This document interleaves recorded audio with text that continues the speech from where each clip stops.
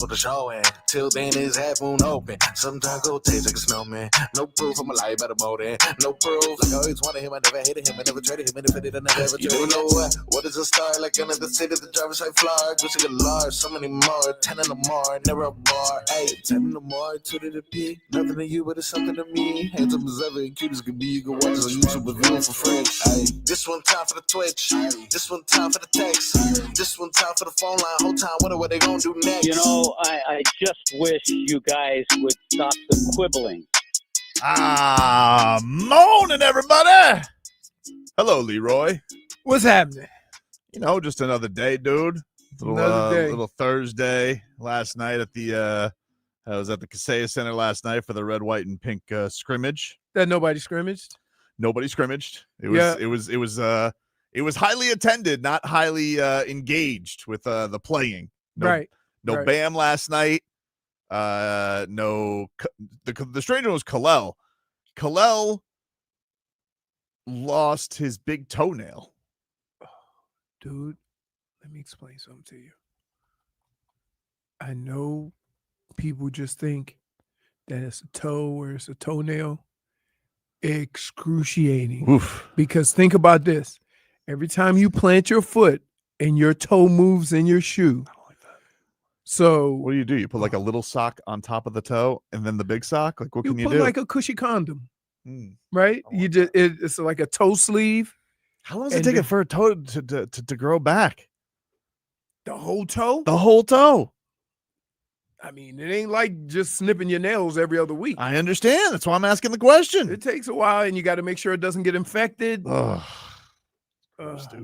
You don't know how much of the toenail. What is the start of the season? Like we're inventing new injuries that everybody's getting. This is not fun. I'm not having fun. I like so when I come early on Thursdays, I always talk to Bo and players only meeting you guys are having. And it's weird because all of the things that I hear with the Dolphins, like I remember hearing the same crap. And there's one thing that was consistent. You guys were good? No. We were 3-13 that year. And we won the first game. So and the coach got fired. Was that the one versus Pittsburgh? Yeah. And the coach got fired, and the coach, it was Bud Carson, and I remember because it was my rookie year, Bud Carson coming into the meeting after the rumors and whatever, and they go, hey, there's been a lot of rumors out there, and this is usually when the coach says, we got to concentrate on the things we got to concentrate on. Don't worry about it. He says, and I know you guys have heard a lot of rumors about me getting fired or whatever. And he say, I'm going to say this. If I'm getting fired, I'm taking some of you sons of bitches with me. I was like, wow. The coach said that. Wow. So that was my rookie year. I respect it. But all the other stuff, like the hardest thing, and here's the good thing and the bad thing about this team right now. The difference between the really good teams and the bad teams is not that big. Not that big. It's a lot more than just going out and playing, right? Pretty big right now. No, it feels big because you're playing the result. Yep. But here is the fact of the matter. When you're losing, everybody wants a reason. And when you try to explain those reasons or people try to point out those reasons, that's how you end up with all this other stuff.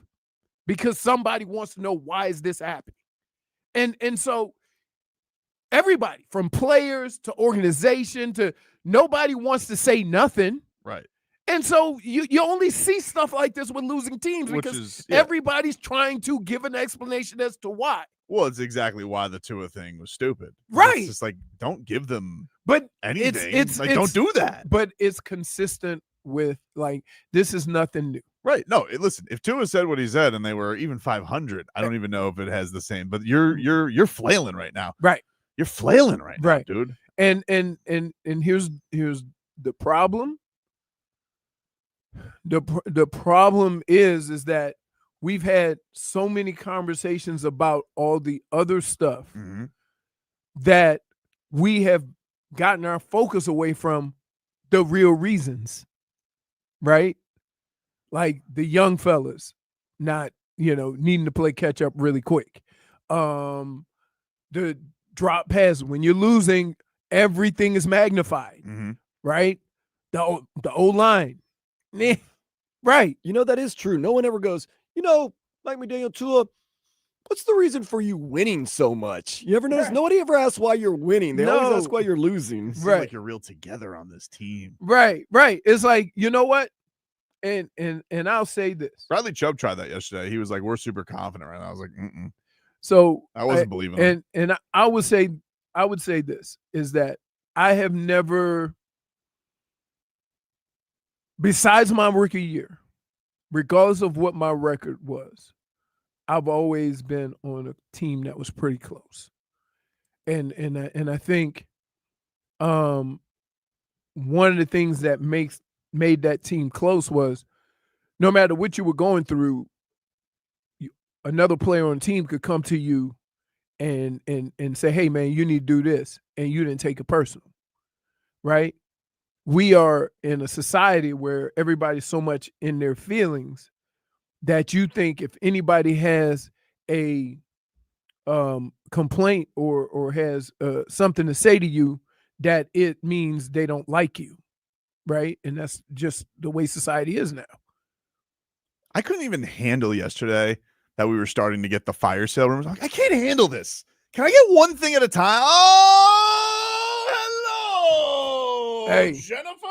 Traffic, a train, what's going on? You know what that is? That's 1 in 5 behavior. Yep. That's 1 in 5 1 in behavior. 5 behavior. You show up late. We got guys We- with team Yep. meetings. They don't come in on time. Hey, They come in with, we got, look. We're point- Don't Tua Tagovailoa, JFig.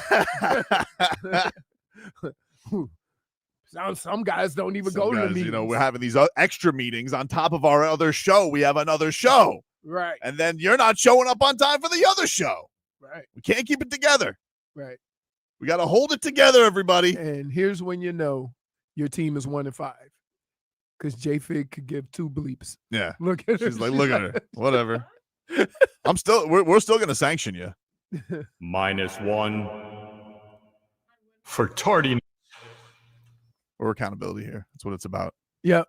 Yep. Oh, yeah. You take accountability. I do. They call me accountable Tobes. I do. What am I not accountable for? Oh, please.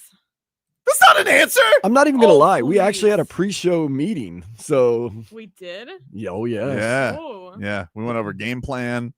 We listened to some What? audio. Tobin was playing audio. We talked about Yep. the red, white, and pink game. Yeah, we did. It was. What a game. Yeah, What a how much game. action, right? What a game. Well, Actually, I will say, Pelle. Pelle Larsson. The only guys who were having fun in that game yesterday were Pelle and Keyshawn. They're the only, because they're friends, so they're the only guys competing and Duncan. and dunking. Just, the dunks. Okay. Now, The dunks were amazing. we had this conversation before. And I'm going to say this. Is Pelle on an intangible curve for Duncan? I think he can legitimately jump. But you can't say that. Do we need like if Keyshawn were to say that Pelle got some hops, instant credibility. If you say it, you can't jump over a Sunday newspaper. If you say somebody got hops, it doesn't carry the same He weight. does have hops. Like, what is? I mean, like, what like, I don't know how one. I mean, grades most on basketball players can dunk. not like a. Yeah, I would say like if I saw Tyler try and dunk, you're like, Tyler he's could dunk. kind of. How many dunk? I bet you could count how many. It's the same thing with like Gogi could dunk. No. Yes, sure. Mm, Yeah. look Name the last NBA player that I want- couldn't dunk. I John want you to- Stockton could That's dunk. what I'm not saying. could dunk. I saying he can dunk. Not like No, I know but you're that's what I'm 6'5". saying. That's No, why I'm it saying- brings me back okay, to okay. my original I will give point. you, okay. Because you say that, is Pelle on an intangible curve? No, he can dunk. He can dunk. You for not even for a Swede. Like he can dunk. He can, dude. He went between the legs, off the backboard, yammed it yesterday. Wow, I was- still in the air, one jump. Still in there, one jump. So you were What between is- the legs. What is he, a boom? bunny? Yes, one jump. Which, the fact that you just said that is proving my point. What do you mean? That you just Two call, jumps. you call Pelle a bunny.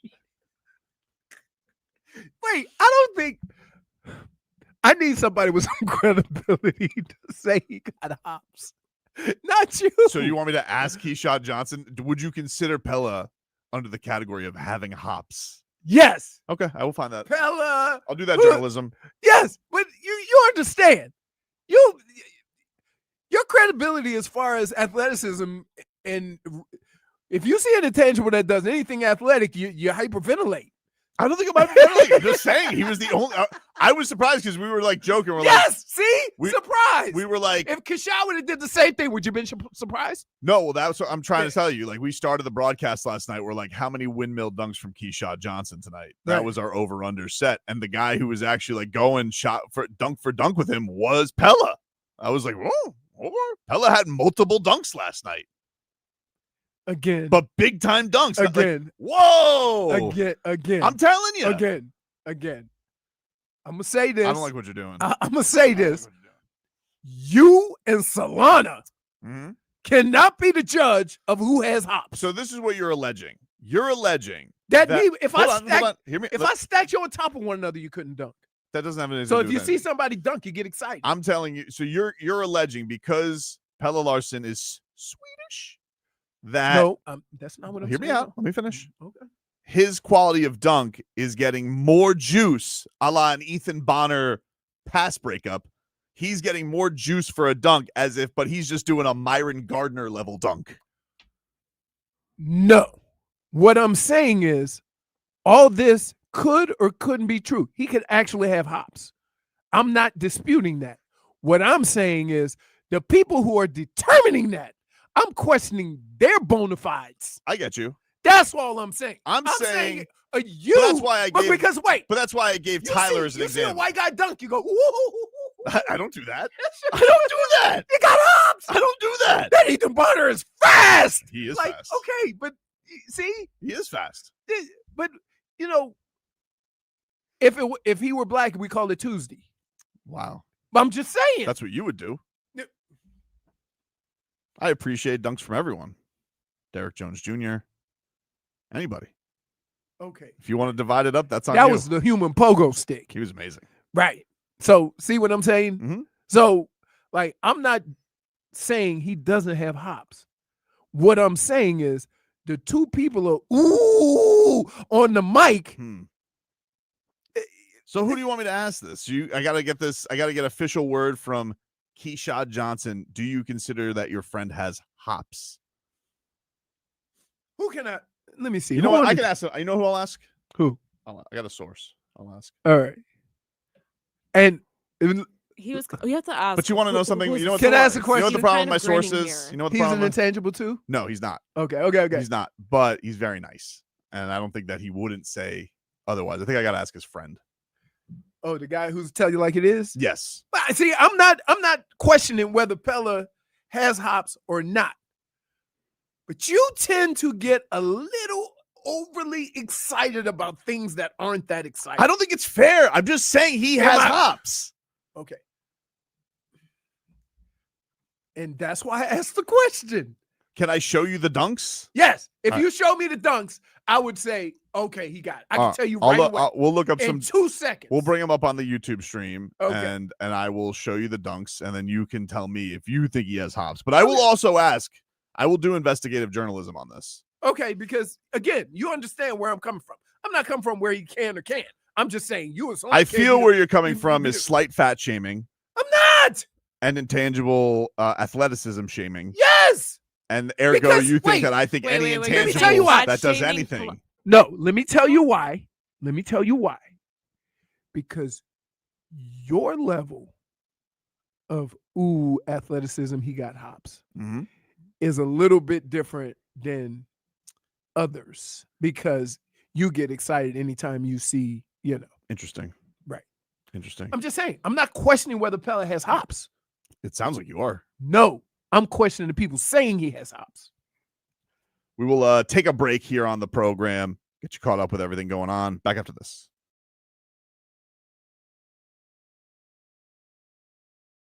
And he was hobnobbing. Who's he hobnobbing with over there? -1 for hobnobbery. We'll take a break. Back after this.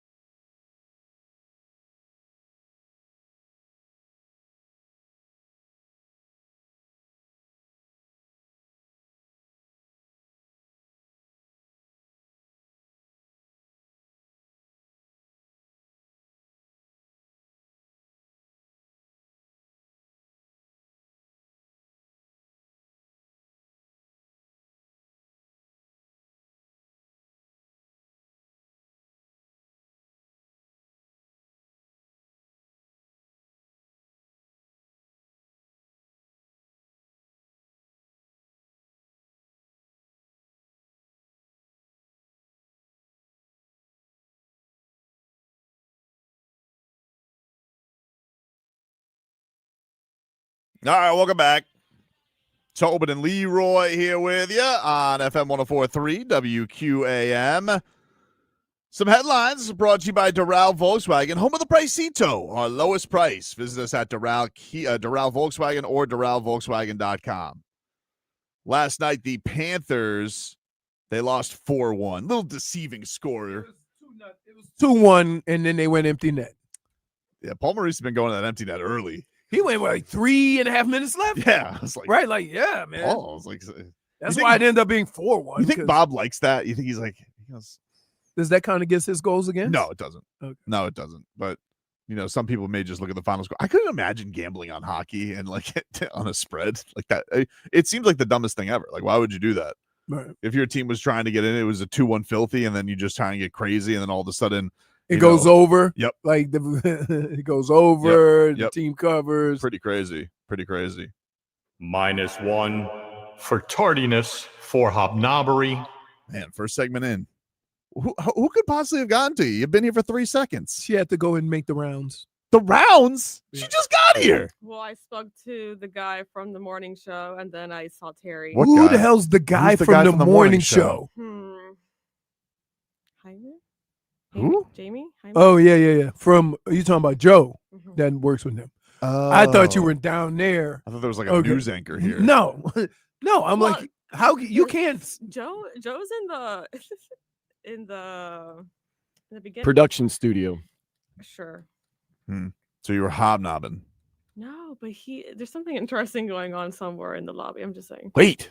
Well, tell us what. I don't Why can't you say anything? If you're Because gonna there's be authorities, there's form- authorities. like police. Authorities. There's authorities. There's a difference. There's people in uniform in the lobby. I'm confused. Car break-in? Somebody's car get broken into? I don't know. There's been a lot of car break-ins around here lately. I don't know. ICE might be coming to get me. Carry your papers. Yeah. Yeah, there's been a lot of action.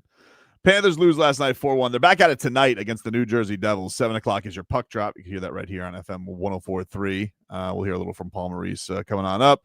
The Heat practice today, and Spo will officially be introduced as the head coach of Team USA. I thought that was yesterday. I thought it was too. I Okay. misread. That's today. It's today Okay. too. Okay. So he's Okay, cool. going to get the red, white, and blue honors today.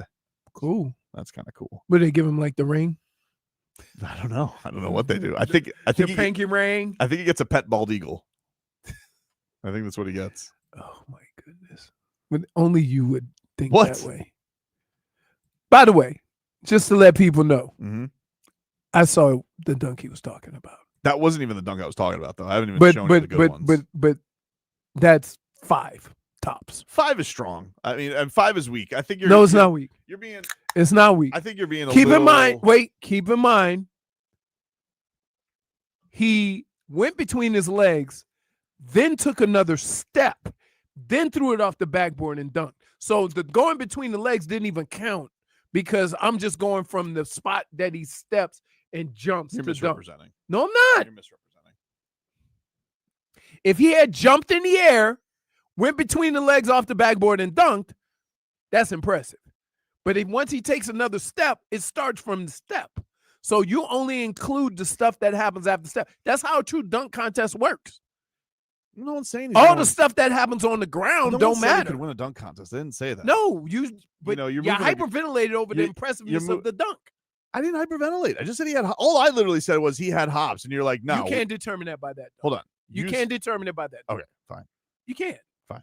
Because he just You're a poo-pooer. I'm not. You are, dude. No, you see, You spend I your- seem that way because you always overdo You it. spend your days dismissing whatever I claim. That's all No, you do. that's not- It is. That's what you do. Can You we make show a- it? Can we show it on Twitch? No. Damn. No. No. Didn't you fun. promise everyone that you were going to put it on the stream? I didn't promise that. I said we're No, going to look at the he YouTube said he was going to stream. show me. But you said you were going to put it on the stream. You know, Jennifer, why would I say something I couldn't do? I didn't say that. I said we're going to look at it on the YouTube stream. That's what I literally heard. what I said. And now I don't know if you were traumatized because all of a sudden you were in the middle of a middle of cold crickets. case over here and you forgot. No, Well, why so would I say were I you could over put there a trying to video be I couldn't put nosy? up? Yes. So you kept walking by. prospects. No wonder she's like your sidekick in deflection too. What are you talking A couple about? of Sergei Bobrovskys No, over here. no. So why don't you ever get anything for overdoing it? I'm not overdoing You're it. I literally just said the guy's got hops. You're like, oh, okay. No, dude, what hops. Like, no, what is he what, even? what I said, I didn't say he did or he didn't. I said you can't be the judge of that. And after I saw the first dunk, I said I was accurate. Yeah, but that's what you literally spend your days doing. Is like there's not an athletic feat that like really impresses you. I get it. You're a professional athlete. No, You've been sure amongst the there best of is. them. You heard me. If anybody's not Randy Moss, you're not impressed. That's We get not it. true. Kind of. That's not true. Kind of. I almost fell out of my chair with the catch that the dude from the Canes made, the one-handed catch.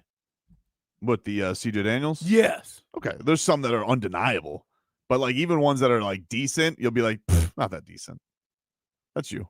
I mean, This is you know. You after every Because high- here's why. Hmm? Here's why. Especially in football, you are paid to catch the football. Mhm. So if you catch it, I mean, are we supposed to get excited about it? Now, great catches stand out, but you are a receiver. You're getting paid to catch the football. You'd make a great high school teacher. You want to know why? Great at dismissing. Class dismissed. That's you. I couldn't be your teacher. Because like you still don't get it, huh? No, you don't get it. No. He's got hops. It's not his number one skill. Says the intangible about the other intangible. Wow. I see, but I said Keyshawn has hops too. You know? You comparing Keyshawn to I'm not comparing. okay. Keyshawn can dunk better than Pelle Larsson, which is No, when I never said it. He has hops. I would agree. He's probably the best dunker on the team. Pelican dunk.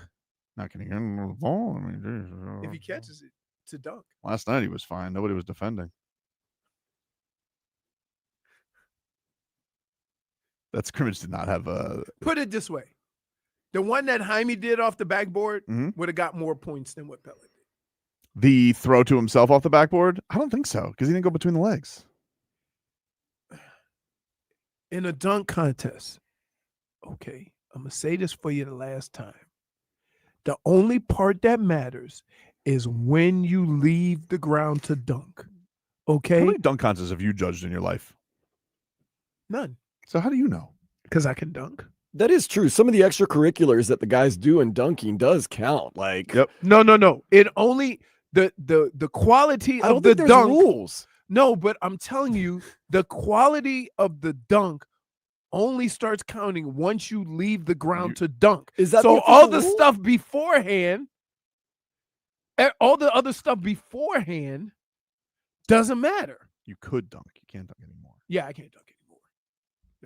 Dade You South just says- said you could. You did just say you could though. Can we try? No. Dade, no, not with that knee right now. I'm not going to let him. What are you talking about? I'm not letting him do that bit.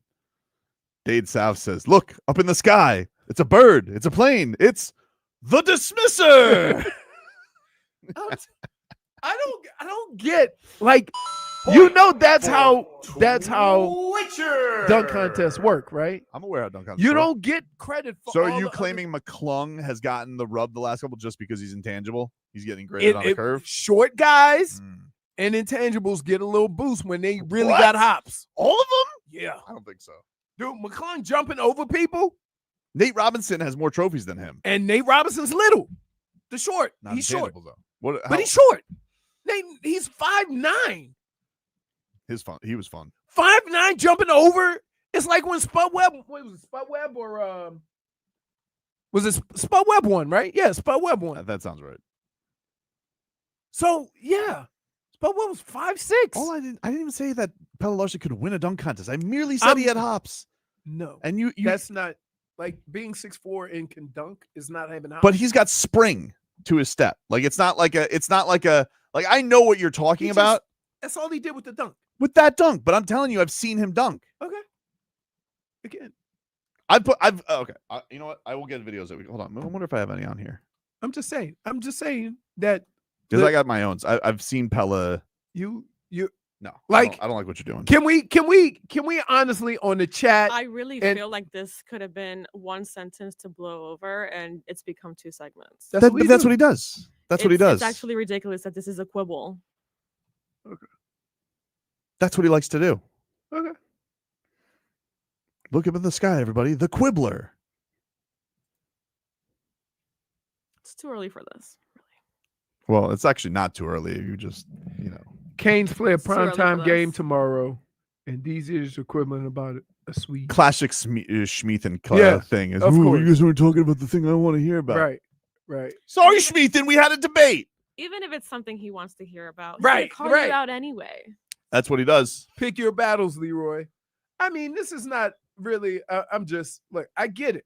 I understand it, but he just goes too far. I've said this before. Didn't say anything. That was egregious. I merely He said he that the had a man has spring in his hops. step. That's going overboard. What is he? 50? Almost. 50-year-olds have spring in their step. You acted like I came out here and I said he was airplane mode 2.0, Swedish Airlines. That's a good nickname, though. See why we go at it? Endorsements. Take a break. Back after this.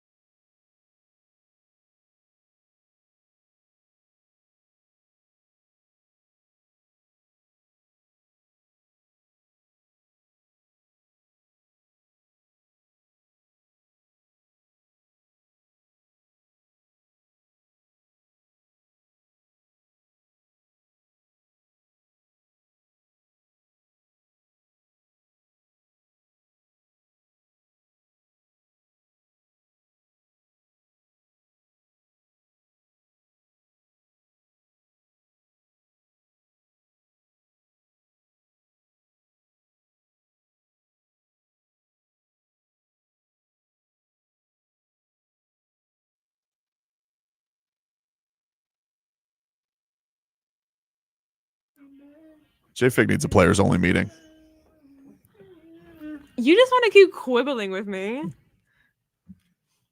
I'm just saying, like, you're here in a parka. You look like babushka. It's not a parka, it's a cardigan. You lied to us and told us there were cops here. We thought CSI Miami has wearing arrived. uniform. What uniform? Because you've told us. It looked like one of those either cop or mob cop uniforms. Okay. But then what else did you put as an option? Well, that wasn't me. That was someone who texted me that said it might be an MLS player. So an MLS player. From a cop. It went from a mall cop to a cop. Was he like to moonlighting FBI as a stripper? I don't know. It might have been he's an trying MLS to player. role Are the play or Pinks not something. the Pinks not paying enough? Some guys. You know, say. Side job. Looks like somebody wants to let some goals up. Wow. Mm-hmm. You asked for this. I didn't ask for it, actually. I was just saying things. Wait, of course. Is it messy? Yes, No, I it's would messy. recognize Messi. Yes, Sure. it is messy. Yeah. Messi is here as a cop stripper. Is that what's going on here? Short Whose of birthday Not is too it? early for that. Did somebody call for the goat? Because someone's been a bad girl. Dude. Now that was overboard. So -1 so now you got for making it weird. That was weird. so you got Messi coming up here with a side job. There's somebody. For being a bad girl. It's like John Daly on What? those. It's like John Daly on the golf cart by the pool in the commercials where they talk about Daly wins. He goes, "Somebody mention my name." Oh man. Timbo says, "Heard you ladies were looking for a strike." Oh. I'm uncomfortable. Really? Because you know what? You played a role in this. First of all, you came down here and say, "Oh my God, SWAT!" Yeah. Like I didn't say SWAT. You Okay, made now it you're sound being like it. overboard here. You You're made it acting sound like like- there was a whole Wait. squad downstairs. You No, made it there sound was like- two. But you made it sound like it was a whole squad. No, I didn't. Who do you think would make the best stripper on Inter Miami Dan Day? Would you go Busquets? No, Rodrigo DePaul. Oh wow. Come on. Let's El see. Motorcito? Oh, Oh my goodness. You know I got that what? motor. The hair works for him too. Is it still long or he cut it? Rodrigo DePaul? Yeah. Nah, it's shorter now. you got to change things. You know. Hey, why would you want a guy that y'all do your hair together? That's not Just- that long for that. Okay. All right. Nothing wrong with Braid that. his hair. Hey, what is the buzz? Yeah, why are you out here going after Dan Day? He has longer hair. Huh? Oh, he's always had. Yeah, he wears it, bro. Exactly. Is the buzz like in Cleveland? Do they think that Stefanski's going to get fired? Does he have a pass because of the Watson thing? No, they think. Is this a loser? They- I'm genuinely it's a curious. loser thing, Is, yeah. is this a loser leaves town match between him and Mike McDaniel? No, but here's the problem up there, right? They blame Kevin Stefanski for everything, and some of it he plays a role in, you know, and it just adds up. So, like, I don't know at what point in time did you think that Cleveland or the Dolphins should be better with these players, and you have to come to the realization that, okay, this isn't working, and it really doesn't have anything to do with being coached up or whatever. Now, sometimes you get a little pop with a new coach, Mm-hmm. right? But eventually, all those things, all those problems that you have come right back. Who they got? Like a Schwartz? You gonna go to Schwartz if they fire him? Schwartz, he already had, last time he was a head coach, he wanted to fight Jim I Harbaugh. remember that. That was great. Yeah, which Very is two ornery. guys are very like. I was intense. just genuinely curious because we got a 1-5 stinker matchup this weekend. Yeah. And I'm wondering, like, hey, I- if whatever coach loses here, is there No, a chance that they're but- getting fired? But here is why it could get ugly. Okay. The Browns can really run the football with Junkins, Mm-hmm. right? The Dolphins can't stop the run. Mm-hmm. And defensively, Myles Garrett is going to get over the rook at some point. Yep. And we all gonna have Jack Daniels in hand when that happens. So the strengths of 1-1-5 team are the weaknesses of the other. And I don't care if they were 5-1, 4-2, 6-0. When you play a team where their strengths, What's their weakness, the Browns? Because 1-5, obviously, they don't got that many strengths. I would say they don't create a lot of separation in the secondary. So you might have the ability to bring more guys and put them in the box. But here's the other problem. You've had guys there, they haven't made tackles. So what do we make of that? Right? They've had guys in position to make plays on defense. They just haven't tackled. So it'll be interesting just from the perspective of saying, oh, what are the strengths of the Browns? What are the weaknesses for the Dolphins? And they match up. Right? That's it doesn't happen that often. I don't know what's going to happen here. It's Me one of these. I would say this. And this has nothing to do with the teams that are playing, but you know me. If one of your strengths is running the football, I'm always going to be more inclined to, start there. Sure. Because you can control the whole game if you can run the football. And it forces the other team to press a little bit. So we'll see.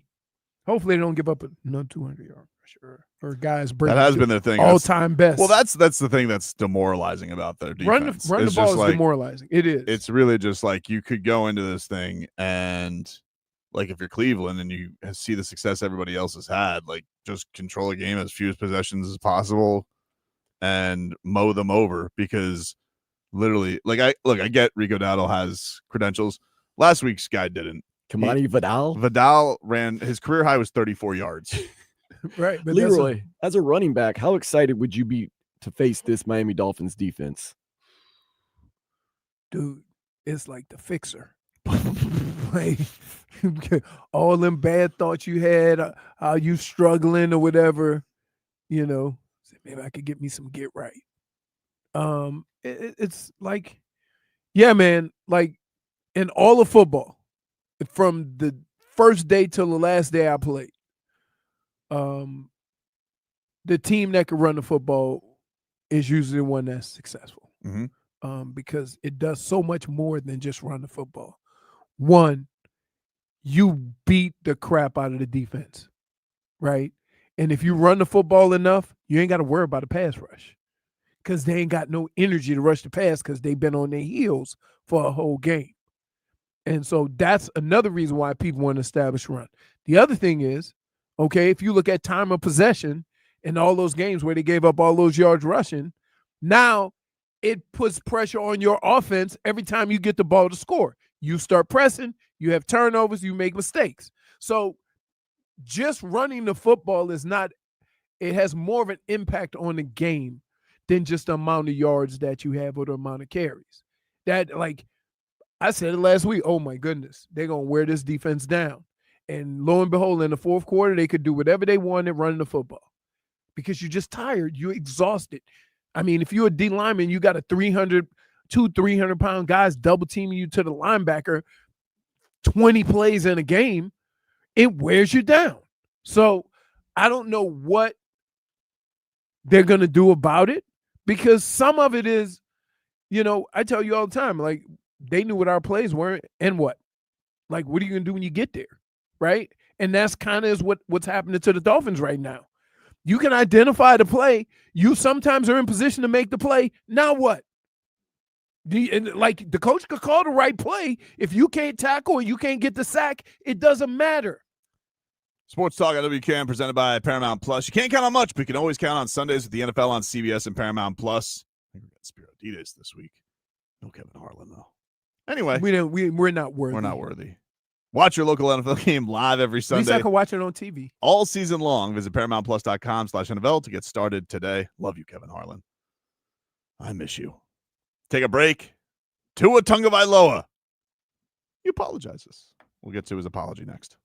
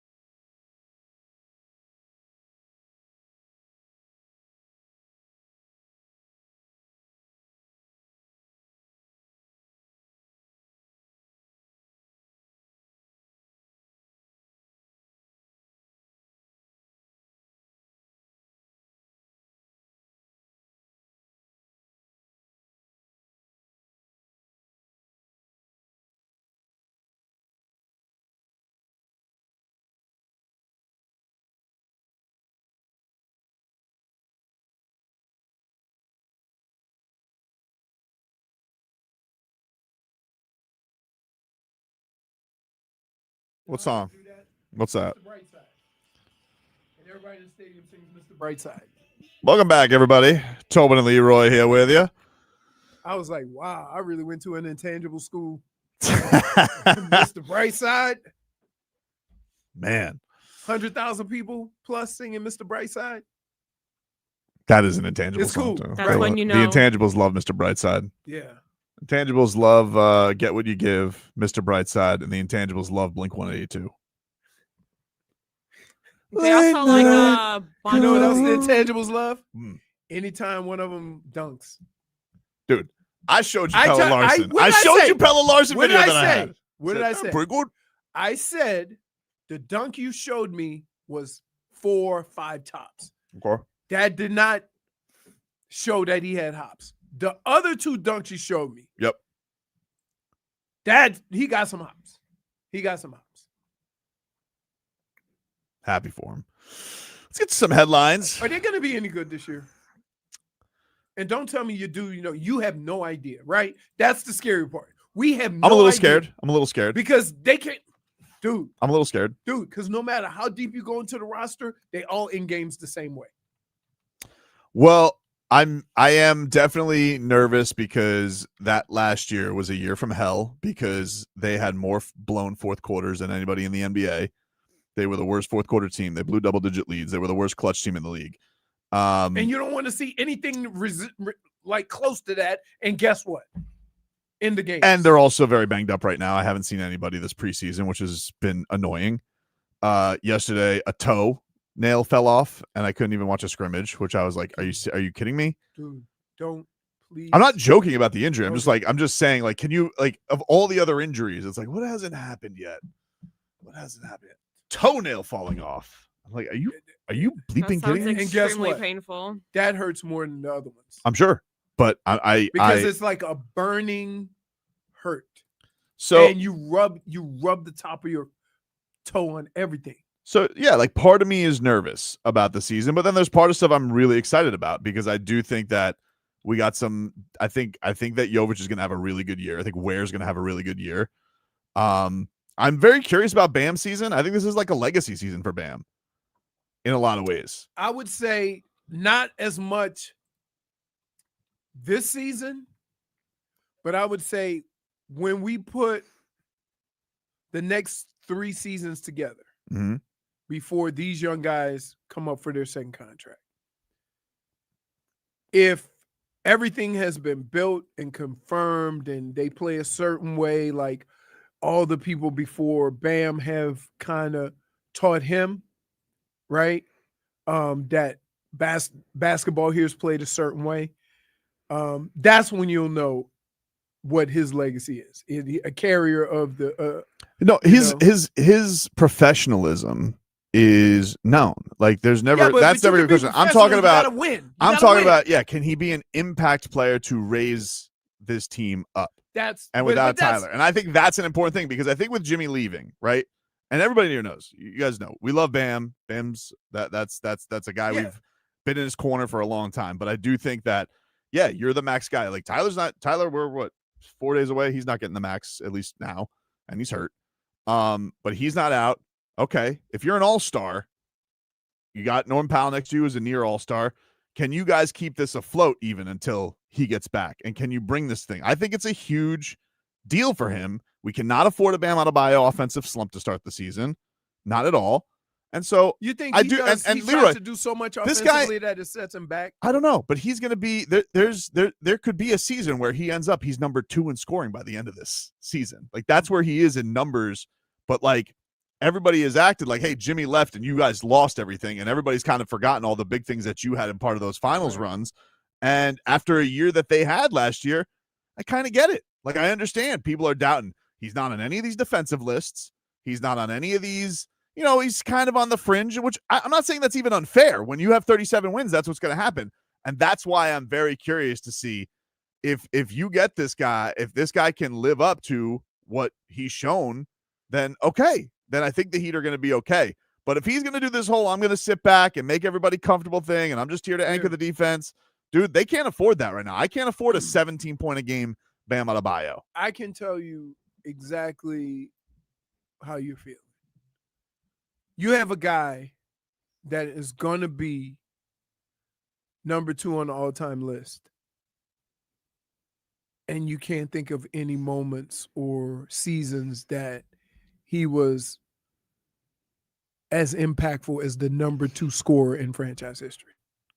Yeah, You see what I'm saying? look, so it's not a matter of is he not good. I think here's what I would say. It's not that I don't think that he's an impactful player. I think that the reason that Bam gets the max contract is Bam very clearly has shown on a team that can get to the finals that he could be one of the top 3 players. There's no doubt about that. He's never going to be played off in the playoffs. He can guard the best player on the other team, and he's going to provide. But with Jimmy gone now, this is your chance to really be the face of the franchise. And everybody's kind of looking at Tyler, and they're saying, well, they don't have Tyler. They're sunk. And, like, respectfully, Tyler wasn't there for a lot of those winning drives. You know, he was there for the bubble. But for the other years, you know, he was either played off the floor or they've been knocked in the first round or he was injured. And I think for Bam, this has to be the time where it's like, hey, if you're an all-star and you're pissed off about all this stuff and everyone's overlooking you, well, like, what are you going to do about that? Because this is, like, there's no reason for it. Jimmy's gone. We need somebody's ass to get to the free throw line a lot. We need you to be more efficient. You're, you know, I understand you're an undersized big man, but you can't have the efficiencies that you had last year. And I mean, he got a lot of that stuff. If you go and look at the last 2 months of the season, a lot of that stuff did get back on track, but it took too long. And that's the fascinating thing for me. So for a guy who everybody has said we're giving the keys to, it's like, are you going to be a franchise icon? Or is it going to be like, hey, yeah, he was a great Heat player. There's no doubt about that. But is he in the class of Zoe? Is he in the class of D Wade? Is he in that? Is he going to be in that pinnacle? That's the point I was trying to make, is that his numbers put him in a place that we don't consider him yet. Because right now he was an awesome wingman. And he had big moments. Like, he's had big moments against the Celtics. He's had big moments against the Bucks. There's no doubt about that. But I'm saying, okay, but now it's your franchise. Now you're the guy. Jimmy's gone. The Jimmy training wheels are over. That's it. So that's what I'm curious to see with him. And now there's not even the case that, hey, no Tyler here for at least a month. Like, can you keep everybody afloat? Can you gather all these guys together? And by just gathering, I don't mean babysit the offense and fill in cracks. Like, can you go take over a game? Even if when third quarter comes, can you be one of the guys that say time to turn this around? Right. That's what I'm curious to see. But that's what I mean. It's like he has numbers, but in those numbers, it's hard to find moments where, you know, you would say that guy's the second highest scorer in Heat history. Remember that time when he did this? Remember when he did this? You mentioned 2 moments, and I think with all those guys around him, there's a bunch of moments. And so, but I get it. I get it. We need Bam to like, but here's the thing. There's a fine line between doing that and pushing to do that. True. I want it to just happen. Yeah, I get you. Because if you try too hard to do it, then you have 1 for 15. But that's why I think this team, you know, with Tyler out, like, I'm kind of curious, because I feel like, all right, there's really not something that should force it. Like, Bam can handle the ball. Bam is a playmaker. Bam can shoot. There's not going to be anything that takes that away from him. But I can't afford lid on the rim for all those little floaters. And maybe put your head down, get these guys to try and guard you, get to the free throw line. I think that people were kind of excited the last preseason game, even though it sucked. Because he went to the line like 10 times. He's been getting to the line. He's been getting to the line a lot. And I'm not even saying, like, this is not a case of, like, he's not, like, I am just curious to see where this is with him, because if he can be better than he was last year, I think that he's going to be okay. I think they can have a good season. If we're going to get what we got from him last year, then yeah, I am scared. Then you need outrageous stuff like Nico to be incredible and Kel'el to be incredible, because they're going to go through their ups and downs. They're 21 and 22. He's 29. But then you hope guys like Wiggins and Powell and Davion. I think those guys are going to be fine. But, you know, Bam is the guy, like, there's a responsibility that he bears with this team. I mean, you put together a hell of a defensive team. Yeah. Scoring. Seems like we're in the same boat we were last year. Hey, I can't deny that. And then we're going to go, and here's what's going to happen. And I'm going to lose it. You know, we scored 108 points. Our defense has to be better. We got to keep them under that. We scored enough to win. I think Eric Reed told me last. I was talking to him before one of the preseason games, and he told me that I think this is a stat. I'm crediting you, Eric. I think he said that the average margin for victory or the average point production in a win last year in the NBA was 120. Right. In a win. So across the league, and right, that's almost like another planet for the Heat. You know that they right. got to get to. And what was the Heat's? I gotta go. Let's see what their average know was. what I'm I not mean? sure, but I was like, oh, can they get there? It's Didn't what they the break a record last year? 4 Was that last year or the year before they had the most points scored? given up. No, scored. I think it was the year before. I think when they beat Portland by 60. Yeah, when they had 150 something or whatever. Let's see. Yeah, those were fun days. That was like that 70 point. I did enjoy that stupid Joe That was Cronin like the beatdown. 70 good. point outburst by the Dolphins. The Heat You last could split year. that up. All the games this year and still not get The Heat last year averaged 110 points. Yeah. The teams below them. The Pelicans, the Sixers, the Wizards, the Magic, who are known as like a really bad offensive team, the Nets, and the Hornets. There you go. So teams that scored more than the Heat last year per game, the Raptors, the Blazers, the Jazz. So if you want to know what, like, we can talk about defense all you want, but you're in the bottom of the league in scoring. Yeah. They got to score, and they don't have their top scorer. And that doesn't work like that anymore. Like the bad boys don't work where you could score 90 points and win by 10. But that's the impression they're giving us. They have over the last couple of years. I do think though, they're like this is the thing with Tyler, with him being out, that sucks. And as much people bag on Tyler, like having a backcourt, yeah, it may not be the best defensively, but having a backcourt with the shooters of Norman Powell and Tyler Hero and the way that Norm can get to the ball, and then you have Nico, who is a good shooter. That's got something there. That's got some intrigue from time to time. Okay, but what did they do to Tyler last year? Mm-hmm. And called it and said this is what we're gonna do. I know, but everybody's got realistically. Really? Everybody's got to deal with that. That's not the Thunder. And that's they tried to go over. They tried to go at Halliburton. Everybody has to deal with that. They tried to go at Halliburton, but he's 6'9", so he can just. He's not 6'9". He's 6'5", but he doesn't have T-Rex arms. And they had Miles. They got Miles Turner and Pascal Siakam, and they got Mathurin and Neesmith. Like those are guys who get after it. But Davion, like that's why you got guys like Davion, and you got guys like Wiggins, and you do have guys like Kel'el if he can get all that stuff from rim protection. Like they do have good defense players. Every team basically in the NBA is going to have a sieve on offense. Yeah, but Luka. They really took advantage. I understand. Okay. I understand. They got absolutely embarrassed by the Cavs. I cannot and then paint that in any other way. Called them out. And got called out by a guy who's his own parking cone. Right. Like, you know how bad defensively you have to be when a guy who is known for not playing defense calls you out? Garland. And Garland's got, and now he ain't defended nobody. And now Garland's coming off a turf toe. Let me tell you. Turf toe, like, dude, I had turf toe. It brought me to tears. Like I was a grown ass man crying because I couldn't walk. I had to walk. I couldn't put shoes on. Like I could feel my heartbeat in my toe. It's the worst. We'll take a break. More to come here on the show. We will get into the Tua stuff. We just kind of got derailed. Happens on the show. Back after this.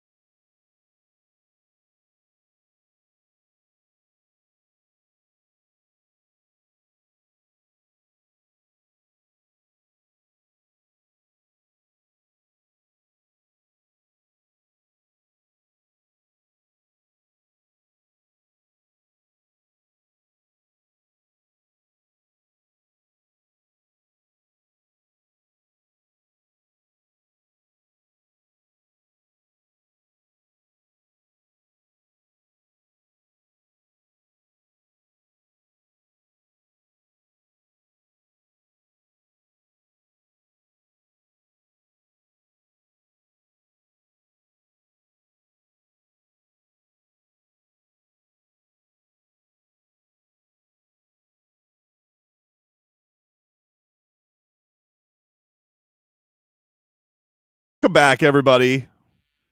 Tobin and Leroy here with you. Hey, we need to do a Tito's fantasy football update. Tito's Handmade Vodka is America's favorite vodka and Tobin's favorite vodka for a reason. It's distilled 6 times till it's just right. Fix your camera, Leroy. Tito's is known for great vodka, giving back and doing good for dogs. Distilled and bottled by 5th Generation Incorporated, Austin, Texas, 40% alcohol by volume. Savor responsibly, which you know what I call Tito's? You never do. Tito's is that gentle friend that taps on your shoulder and says, "Time for you to go to bed." You know when I really Because you don't even taste it. It's You black smooth. out immediately. Yeah, it's so good. I It's can't 6 even. You times know what? distilled. Huh. I don't think I've had a drink in 2 months. Really? You're not No. from New Orleans. You're Not not s- from New Orleans. Not since the taste test. No, but after that, like 3 weeks ago, I went to Mai Kai. Oh man, I was had it fun? 2 drinks there. How was it? How was it? I mean, they have an outside bar now. Okay. I was annoyed because they make you pay for parking. They make you pay for Do they really? valet. Right. So they funnel you in and then go, that'll be $8. I'm like, why? Is valet the last thing taken? Like, is that the last reason to have cash now? That's like the last thing. When I was in Orlando, I was like, oh, let's hit the valet. Right. That was the last thing. I was like, ugh, So I have to go break there's that. still I think I things that you had need I had a cash couple for. of Well, there is. I had a couple of Mai Tais. That was it. Okay. And then, you ever go out drinking or you go out somewhere where like a group of people and everybody knows everybody, and then you look at them acting crazy and you're like, I ain't gonna drink a lot because there's somebody gonna do something stupid, right? Yeah, That's I how it understand. was. I Tell me understand. how it feels, because I'm always the person that they're like, oh, I gotta slow Well, down. then, because at home it's hard to tell who's drunk and who's sober because everybody's drunk. Dude, that's crazy. I'm not even joking. We're not kidding. You see I'm an not old kidding. man walking down the street at like 7 a.m. with his dog, and he's drinking out of a coffee cup. In New Orleans, you're like, oh, he's drinking. Yeah, When did Jack Daniels come in? Was that 2 months ago? that was a No, while. It was like last It was. month. It was last. It was Yeah. right before really media have- days. I still got to find out how to make that coffee drink. I really have got because Vlad was like, you that got. was amazing.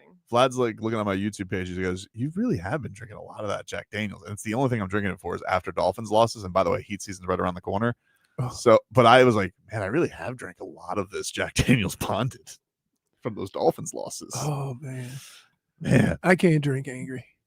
Anyway, It doesn't go. love well. Tito's. I think the first place I really started liking Tito's and lemonade when I was at the Miranda Lambert concert with the pink hat. The pink lemonade was Yeah. it pink lemonade? No, it was a regular lemonade with the pink hat.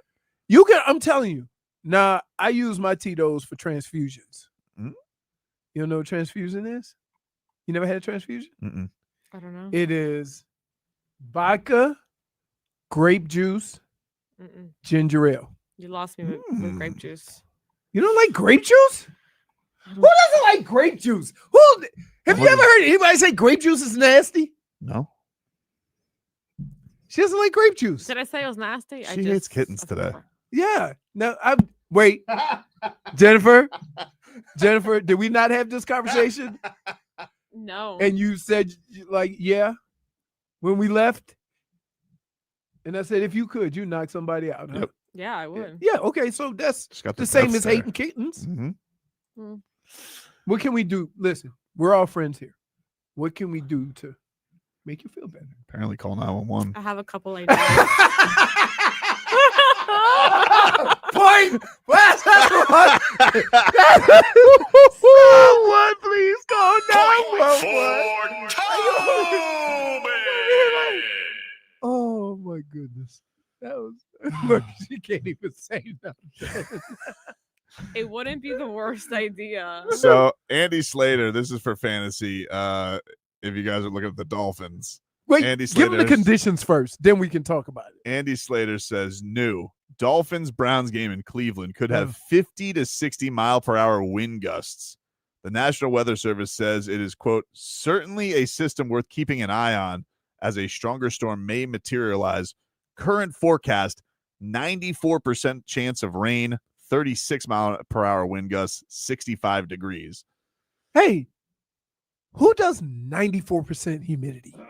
Just go 95. What's the difference? Got to keep it accurate. At that point, you might as well say 100, right? Have you ever seen 90% chance of rain and then not rain? Same as 100. That's crazy. So you're Man. telling me the Browns with a rookie quarterback and a good running game in inclement weather against the worst defense against the run, probably going to run the ball. Yep. Dan, let me tell you. And also, If me and you were up in Cleveland, right, you'd have to hold a 45-pound weight to maintain your position. And I would be wide based. That 36-mile-an-hour winds off the water and gusting to 60. Just imagine what a field goal is going to look like. Or I'm looking at it. oh no, let me say You know what I'm worried about. the old Tua pop gun. Oh yeah. Wow. Well, if you got Waddle on your fantasy team, What's his over under? Oh, let me see. 65? Let me see if they've Yeah, said it's it. got to be around there. 65, 70? I'll check up the old hard. I mean, they rock only app. have 3 numbers on offense. It's Devon Achane, Darren Waller, and Jalen Waddle. They don't even try anything else. So Every now and then they do the token throw to D.S. Scritch or somebody. no, oh, no, they give Washington. Malik Washington, Washington. a plus Washington. 2-yard run or something like that. Yeah. Has anybody seen Nick Westbrook-Akine? Who? He starts. He starts. Yeah, they brought him in. The only mention of the game and starting in the for wide receiver. Let's see. That's it. Dolphins are 2.5-point dogs. Player props. Let's see. We got receiving Jalen Waddle 64.5. You guys know that? Did you know that, Dan? Did you look already? I didn't look. No, we just guessed. Wow, you guys nailed it. 64.5 is his over under. Darren Waller's 36.5. Devon Achane is 29.5 receiving. 2 is passing. 216.5. Whew. And what's the over under for? Here's the Chargers? kicker, though. You ready? Over under set at 39. If I'm not mistaken, the wind blows across the field. When does that new stadium open? Is that like 3 years down the road? How long They is didn't it? even start building it yet. Oh, they haven't? I thought. Yeah. Oh, so it's weird because it's right by the airport. I mean, like right next to the airport. doing that Inter Miami thing. Let me see. Brook Park. Wait, you're saying that the one right here? No, I'm talking about the Browns. Oh, okay, because I'm like They're building they like a new definitely domed stadium, but it's supposed to be like football. Well, themed, if it's isn't it? domed, it doesn't matter. No, 'cause I you know, don't I have to worry know. about I was it. just wondering when is it done? I 'Cause- don't know. I know that the whole I figured it was a couple of years because they just came out the renderings last year, but I didn't know. Doesn't matter. Anyway, that's a lot of wind for Tua. That Dude, makes me that's a nervous. lot of win for anybody. Yeah. Like I don't even like. Dude, oh man, how Anyway. you watch how short these passes are? Yeah. Well, anyway, we haven't gotten to this, so here's Tua's apology for those who haven't heard it. Do we really do like? Oh yes, Oh yeah. trust me. All right, let's go. Let's go. All right, so I, as a leader of this team, of the Miami Dolphins, the comments that had been said, I would say I've made a mistake, and I'm owning up to that right now. I've talked to guys on the team about it, talked to the leaders about it, and The leaders. that they know my heart. They know that the intent was right, but no matter the intent, the intent can be right, but when things get misconstrued or however the media wants to portray it, that leaves a void of silence and a lot of questions for the guys on our team. Now, being 1-5, we talk a lot about, all right, we got to get this going. We got to get this going. Come in excited to go to work. Forget about the noise. And I feel like I just added onto that for our guys. You did. For myself, I got to look at myself as the leader, protecting the team. I don't feel like I did that to the best of my abilities. I felt like I let the emotions of the game get to me after the game. And, that's something that I can learn from as a leader on this team. And what happens in-house should be protected. And none of that should have gotten out. And so want to publicly apologize about that, want to move forward, and now want to focus on the Cleveland Browns.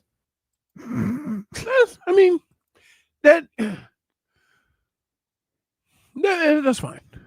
That's fine. Like again, Doesn't sound like you're very impressed. no, but because I would say this to me, I think the guys are going to give him crap about it, Oh yeah. because they know who he is more than we do. And so if they can make light of it, that means they all move forward, right? I don't think if they make light of it, they will. I mean, I man, I think it depends. I think it depends. I've heard some guys say some pretty ridiculous stuff and come and apologize, and next thing you know, he had like stuff in his locker to, and you just move forward. It happens. Damage is done. Damage is done, my friend. The damage, like here, I think the damage can only be done if you already felt a certain way about Tua, right? His teammates? If and I don't think they feel that way about him. And was it a ridiculous thing to say, especially at that moment? Right.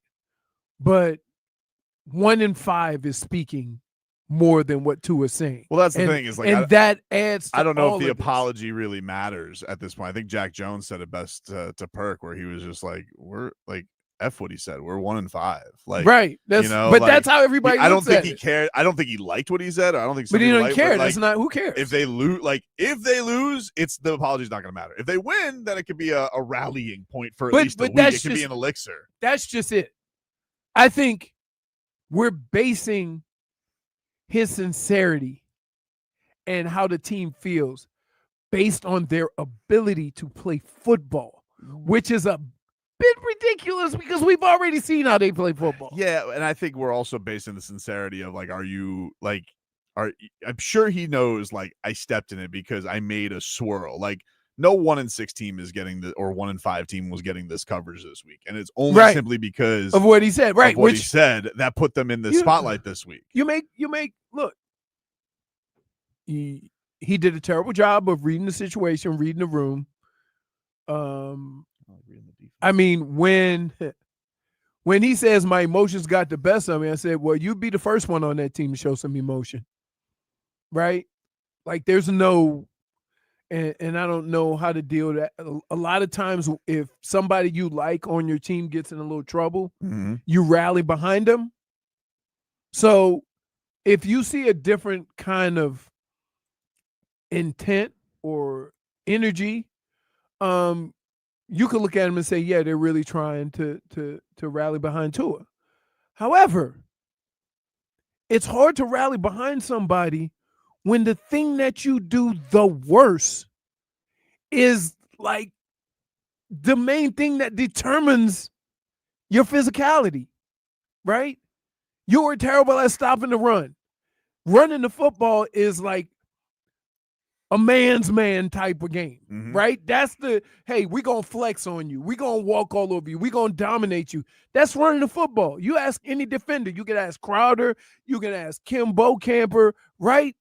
When the team starts going downhill on you and you can't stop it, you're looking at each other like it's going to be a long day. Now, let's add the conditions so that if neither team can throw the ball, and it's quite possible there's conditions where I don't care how strong your arm is, you can't throw it, right? If there's a situation where now all we can play is smash mouth football, then what? No trickery. Right, because you know what? They call that Tuesday. You got to go into the safe and try to pull it out because you haven't been that. Ugh. So, like, what did I call this game, JFig? Do you have what I put on my notes for this game? 1 second, let me look for it. See if I can find what did I recall this was going to be in my come on, game. Come on, Mary J. Mary J. Blige. Someone please call 911. All right. Sunday? Yeah. It is considered a don't lose game. Agreed. They're 1 in 5, dude. Like, what is you think they're the place to be making demands on what kind of things they can do in a football game? What NFL team doesn't label a game a don't lose game? No, dude, he did it for every game. He has. I don't have the time to get into it now, Dan. But I'll one day, if we get a little bit, I'll explain it. I'll get down to it. We gotta take a break. Back after this.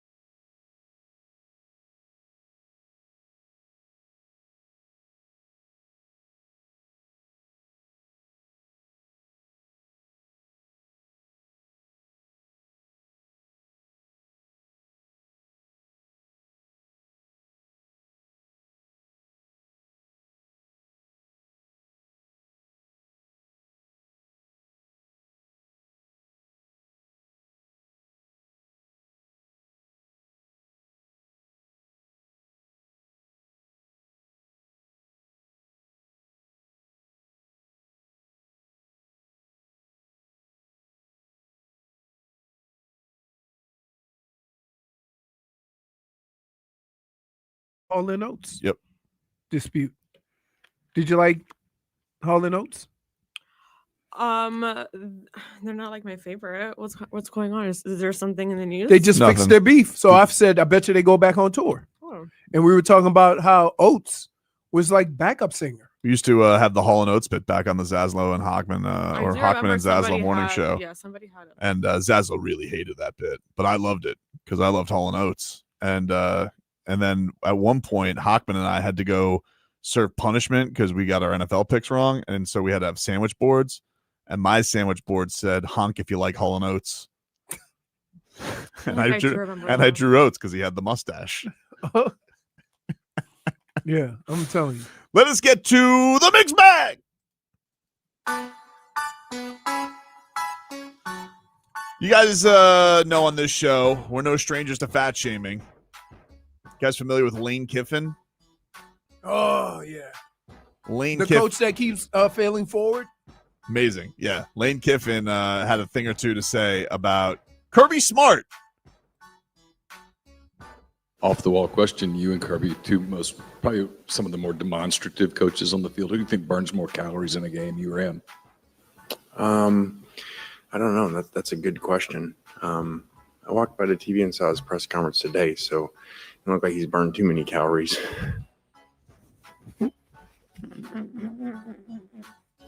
Wow. Hey, y'all can't say nothing about me. We can. Oh no. It's right up there. No. That is. So Wow. what are you trying to say, Lane Kiffin? They must be friends. Maybe. I mean, why would he be walking by his press conference? I don't know. Maybe they have like the SEC network up in the facility, you think? Mm-hmm. I don't know. Paul! You know that he just has like Paul Feinbaum on just to make fun of him while he goes, hey guys, look at this guy. Oh, undesirable.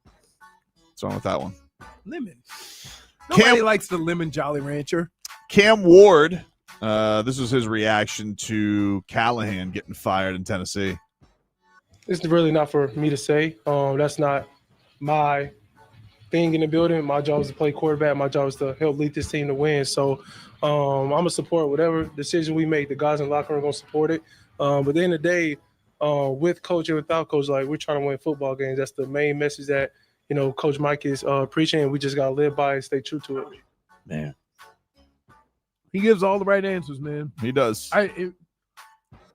He's one of the few quarterbacks that came in as a rookie, and nobody said that guy's a bust. Everybody said, I feel so bad for Cam Ward, right? That never happens. Dade South says you could tell who's intangible or not by their favorite Hall & Oates song. Do you have a favorite Hall & Oates song? No. I just like just like all listen generic. to him. I listen, yeah. I would say I like Dreams Come True. I like that song. You make my dreams come true. Ooh, ooh, ooh, ooh, ooh. Look, there's Oates. Did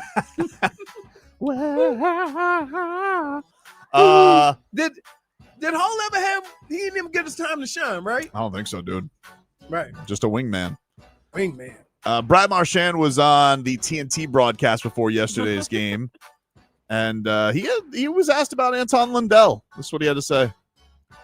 Anton Lundell, he's a player that your coaching staff has talked about, saying he's going to take that next step this year. You guys led the postseason in even strength goals. Pump his tires a little bit for the viewing audience at home. Yeah, he's probably the best looking guy I've ever played with.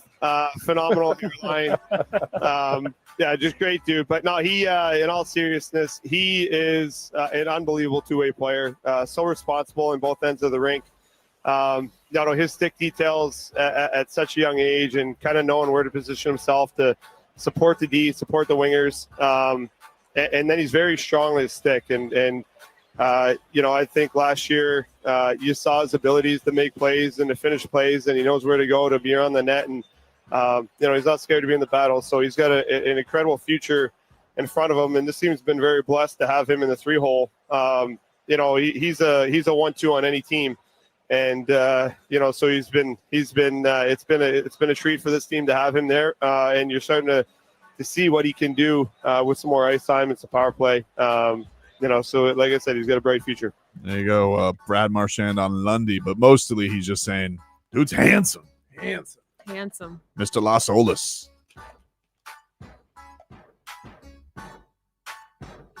What are you doing? I didn't spill anything. Why are you dispersing the Jolly Rancher gummies Because I was scared. from a bag to a cup? I was scared I was making too much noise with the bag. Oh, now you're scared? Plus, I want to avoid the undesirables. Sort it out. Yeah. Paul Maurice, he said after the game yesterday, Cats not where they want to be after back-to-back road losses.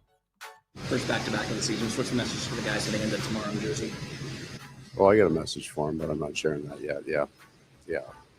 We're still not quite at our level in a couple areas, and that's all. I'd like to see the improvement tomorrow. And so we got one line intact right now from last year, and it didn't start that way. So we finished that way. There's different tendencies on players that you have to kind of get used to, for sure, right? So for Bennett, both his wingers are different. For Reinhardt, centerman's different. And so there's some growing pains, for sure. Going through it. Trying to come together. Marchand, though, has been off to an incredible start. Had a wraparound yesterday. They gave up a 5-on-3 power play. 5-on-3. I mean, come on. Jeez. Brutal, dude. Brutal. So that's your mixed bag. Cats are back at it tonight. They take on the New Jersey Devils. Had to go from New Jersey, from Detroit to New Jersey. Goalie? I would guess so. I haven't looked officially. I don't know if they've had. I don't even think they have morning skate today. So I don't think we're going to find out till like 4. But I would guess that Tarasov's going to play. I think that's probably that would make sense. Bob played good yesterday. That was, the score is deceiving because they got 2 empty netters. Yeah, it was more so a 2-1 filthy, and then the Cats tried to press, pull Bob, and I think Maurice said this. He's like, look, we're going to need the best out of Bob because we're not going to get it. He senses already they're not going to have as much offense this year right now, especially early on. They're getting to know each other. Obviously don't have Barkov. They don't have, who's one of the best playmakers, best two-way hockey players. Like I told everybody I was nervous about this. Not about the Cats repeating. Like they can get it together. I think I believe in them as a champion that they'll get it. But I could definitely see this being a wonky start to the season at times. Even though they started 3-0. They did, but I think there's going to be, like, when you get out on the road, you're not as comfortable. I think that, when you play in that building, it's juiced up. All the young guys, I think that could fuel you a little bit. But and these haven't been blowout losses. I just think that they're not, that you can see they're not as crisp. They're not a machine, and it's got to come together. But look, I think they can bounce back. They can definitely win. They've been into these games. Just some things that like haven't gotten through all the way. So are Mike McDaniel and Tua Tagovailoa trying to save their jobs? I have to show the waddle pop. Let me say this. Woo! Tua's going to be here next year, whether you like it or not. They put up his dead cap number next year is $99.2 million. Yeah, that's what I'm saying. That's 45% of the cap. Jeez. So, yeah. Unless you just have a bunch of bums. Just put on the Army helmet. Nope. You're just going to – you got another year or two. Whether somebody else can do something with him, you got one more year with two at least. Because you think your team's bad now? Take $99 million off of it and still be paying it out, and you can't go sign nobody. Then tell me how bad your team is. So take a break. Back after this.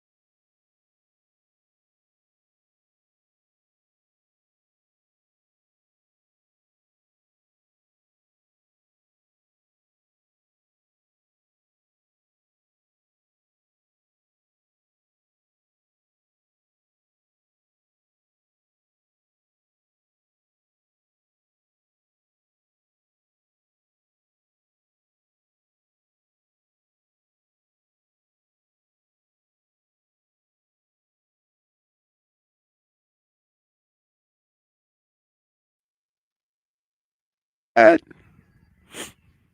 sorry, Leroy. I know. She really is a bully. You know that? Yeah. She's a bully. Jennifer has me all up in my feelings today. Leroy, what are you Just talking so about? mean. I'm out here trying to say that. Oh, never mind. Just never mind. I'm sorry. I'm sorry she did that to you. I'm not going to bring up the conversation. So here's what happens. Sometimes to make a point, Mm-hmm. you have to basically make road rash of somebody else. Yeah. Just call That's me road what you rash. think I was doing to You're like you? a possum on the side of the road. Yeah, you in so many ways said you're just a football player. I She never did say that. No, I said in somebody else's eyes. In my eyes, you're more than that. In your eyes. Or I could be a transformer more than meets the eye. Get to our headlines, which are brought to you by Doral Volkswagen, home of the price Tito, our lowest price. Visit us at Doral Volkswagen or DoralVolkswagen.com. Canes take on Louisville tomorrow night at 7 thank o'clock. goodness. Can we please here? Okay. This is not a reflection of what I think of the Canes, not a reflection of what I think of any of the situation. It's just what I think about football. Okay. The Canes are going to be tested in some kind of weird, crazy way in the next few weeks. I feel that what separates them this year from all the other years is they are made up and they have the ability to withstand it. But we got to wait until we see it. And it's unfortunate because they could be 20-point favorites when we see it. And it's not going to mean anything other than football. Just look how crazy the NFL is this year. It's happening. It happens in all levels of football where you just go, what is going on? That building going to be crazy tomorrow? I hope it's crazy tomorrow. At Hard Rock? Hard Rock, dude. Friday night. I'm gonna ask Dave. Kick off the weekend. I was thinking about maybe if I should Get them ice luges at the tailgate tomorrow. ice luge. Yeah, dude. No, too early. What? Yeah, too early. What are you The gates open. The game starts at 7. Hmm? Gates open at 4. Pregame starts at 3. Countdown 3. to kickoff. Man. I remember the only time we used to get that early bird special is Get the during March ACC Madness. tournament. Yeah, the ACC tournament. But hey, if you guys want to do some more Canes coverage, let it roll. No, I'm just kidding. no, we ain't going. All that's going to do is take another hour away from Crowder and Hawk. They ain't going to touch us. We'll be on normal time tomorrow, getting you ready all for the Canes. No, but I just want to know if the place is going to be packed tomorrow. So Michael. Oh Evans. yeah, are you kidding me? It should be rocking. It should be because, like, listen, stupid Jack people. Harlow. Stupid Louisville. The problem is that the Canes, we could at least look forward to Saturday and feel a little bit better going into Sunday. Yeah. They play twice in a month. I know. It's the weirdest schedule. they didn't leave Florida for the first month and a half of the season. Yep. So They'll be not only is the schedule take a little trip to Dallas. not only is the schedule benefiting them, right? But they've gotten plenty of rest. So 13.5 is the spread. All right. I'm just looking at it purely from football, not from who's favorite or whatever. Mhm. I just know that once or twice a year, even the teams who are undefeated, even the teams who go on to win a championship, they get tested. Borre says first Canes loss of the season. You're just hurt, dude. You're just an FSU fan who's salty. See, Get I'm outta not here, going there. Borre. I'm going there because he does this every time in the chat, trying to get me all riled up. I believe Said the same thing about the Seminoles that they were going to beat the Canes. And what happened, dude? I believe this team's built differently, right? And they don't really allow themselves to get in those situations because they play good on both of the lines of scrimmage. Yeah. And then even the running game not getting going, dude. Oh man, you just give it to Tony Montana, just out there. Takes off. CJ Daniels, that guy, you know what he's got, dude? What does he got? Hands, dude. He's got hands on him. JFig. CJ Daniels. What has he got? Hands on him, dude. You see those hands, Dende? Hands on him, dude. Just throw it up there. Remember that one that he caught like around the guy? Like he was he was around him like a lasso. He's had like 4 catches. I'm like, that might be the greatest catch I've ever seen. I mean, nothing was better than the Notre Dame catch, truly. But that catch was ridiculous. But I mean, he's had like probably 4 or 5 already this year. We're like, holy crap, that's incredible. This guy's he's just hauling it in. And the Canes just mauling you with their 6'6" linemen all over the place. There's nobody more impressive than Malachi, though. That kid is ridiculous. Unbelievable. The fact that he just turned 18. No, it is. That's the thing that's funny about it. Like, yes, they've definitely gotten some great transfers, like CJ Daniels, Jacoby Thomas. Like, they've come in and made a big impact. Obviously, Carson Beck too. You know, got to pay for that quarterback. You know what I'm saying, baby? Come on in, baby. $4 million. What do we got to do? I don't see anybody complaining about that investment anymore, do we? Huh? In Carson Beck? Yeah, I don't see anybody. Oh, you're paying Carson Beck how much? Shut up. They'll complain about it once the season rolls on. They'll be like, "Oh, the Canes, bought, not built." Okay, yeah, like everything on the SEC was on the up and up. Wait a minute. What? They paid the new quarterback just as much as they were paying Carson Beck. They just wanted a different guy. You mean Cam Ward? No, I'm talking about Georgia. When Georgia got rid of. Oh yeah. No. I'm Right. just saying, like, whenever it's the Canes paying, it's a problem. That's what I'm saying. Like anytime the Canes want to throw some dollars at somebody, they're like, "Oh, what do you mean Dana White's going to add to the NIL fund? Oh, that's not fair." Yeah, sorry. Unfortunately, he doesn't pay his fighters, but you know who he's going to pay? Quarterbacks, dude. That's who he's going to pay. Wait. Wouldn't that be hilarious if Dana White was responsible for bringing a quarterback in and giving him $5 million a year? Oh my God! And that's not that. No fighter has made that much in how long? Yeah. So how much you got to pay these quarterbacks? Or do you pay any fighter? Listen, Dana, we know how much you're gambling every single night. The dude is a rabid gambler. Is he? What? Yeah, he's banned from casinos for winning too much. Winning too much, just too much action. Yeah, they don't. He is wildly addicted to gambling. Well, I shouldn't say wildly. Well, yes, I will say he's wildly addicted. The dude loves cards. Can I just You say can this? say Are you addicted if you win, or is it a profession? That's a good point. Isn't that what MJ said to Barkley? How can I be addicted or Barkley said to MJ? How can I be addicted if I can afford it? Right. It's a fair point. No, but I'm just saying He doesn't have to call 1-888 and get it.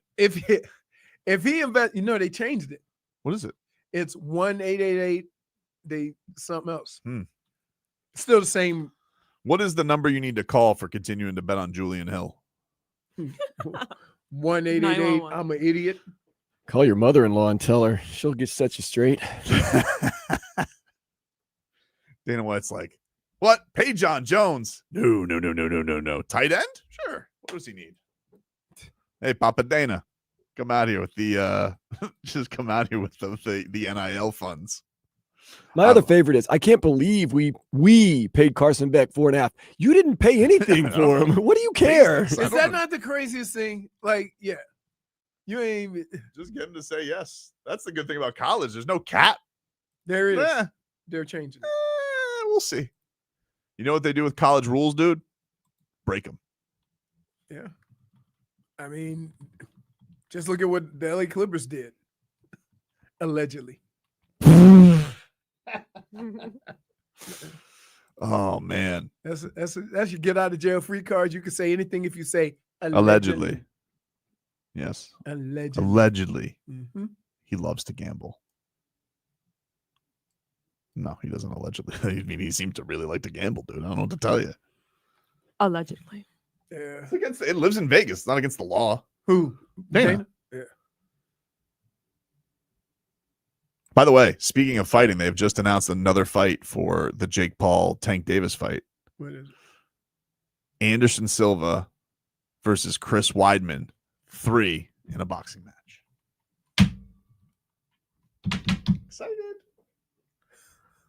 Dude. What? Dude.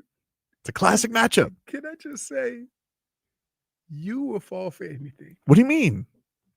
I'm excited about that. Jennifer, we go to Vegas.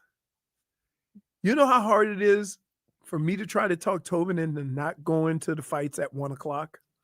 Why would you do that? Huh? Why would you do that? Because they fight all day.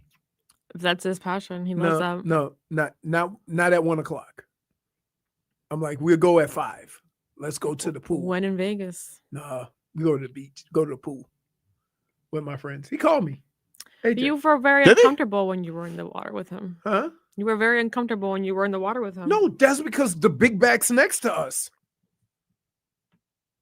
Just let him have a little bit of fun. I mean, I did just get back from Vegas, and it is dude central. So going to the pool, I would kind of be like, ugh. Dude. It wasn't where we were. Here's the thing, Dan. We went to Wet Republic, and it was like we were with this crew from Michigan, and they were rich, so we got to sit in the fancy spot. Ooh. But the regular Wet Republic pool, elbow to elbow, and just cheeks and love handles. Like, so it was a DJ, and it's a pool. It looked like spring break, like just people up. But we were we had our little cabana with our own little private pool, so we didn't have to deal with that.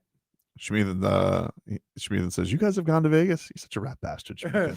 Not everyone listens as much as you do, Schmeathan.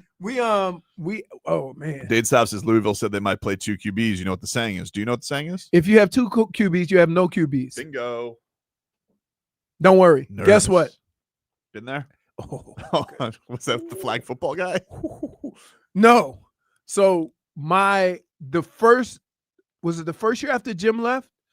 2 years. So the first year Harbaugh left, and the next year we had 2 quarterbacks. One was very smart and could get us in the right play, but he couldn't bust an egg on the wall. And the other one, who's a musician down here, he's from here, Demetrius Brown. Oh yeah, I've heard this story. Every time he threw a ball, everybody in the first 3 rows got their gloves out because he was throwing it to everybody. We played a game, no lie. He had 4 completions, 7 interceptions. Yeah, and then that's the most trouble I ever got into with Bo, because the next day on Sunday when we're watching film, you know how coaches try to, they say things. Mm-hmm. He gets up to the front of the room. He goes, "Demetrius, in case you were wondering, we were wearing the white yesterday." I looked around. I was like, everybody's looking at me going, "Don't do it." I was too late. I couldn't do Minus it. one. I couldn't even do the quiet line. Sass. I could have went like this. Like we did when we always got fired from Z Google, right? So I couldn't. So he looked. So everybody's staring at me because clearly I was the only one laughing, and I was loud. I was like comedy club laugh. And he goes, "Horde, you think that's funny?" And so everybody around was going. I go, "Yes, I did. Yes." They go, "What are you doing?" What year was this for you? Is that second year. So it was my first year playing. Leroy. It was my first year playing. But I'm like, yo, if he don't want us to laugh, stop telling jokes. Oh my God. Like I thought we were giving him the courtesy laugh because he was trying to be funny. Mm-hmm. No. That was the worst week of my life. They made me I had to run the stadium stairs every morning at 6. Oh my God. That's a big stadium. So yeah, it was not good for me. But however, it's a cool story. But why do coaches say stuff or people say stuff that's funny and then get mad when you laugh? Right. Like, what am I supposed to do? Ignore it? That's called entrapment. Borja says 2 QBs beat up on the bum ass Canes. You don't have to mention the Georgia Tech game, dude.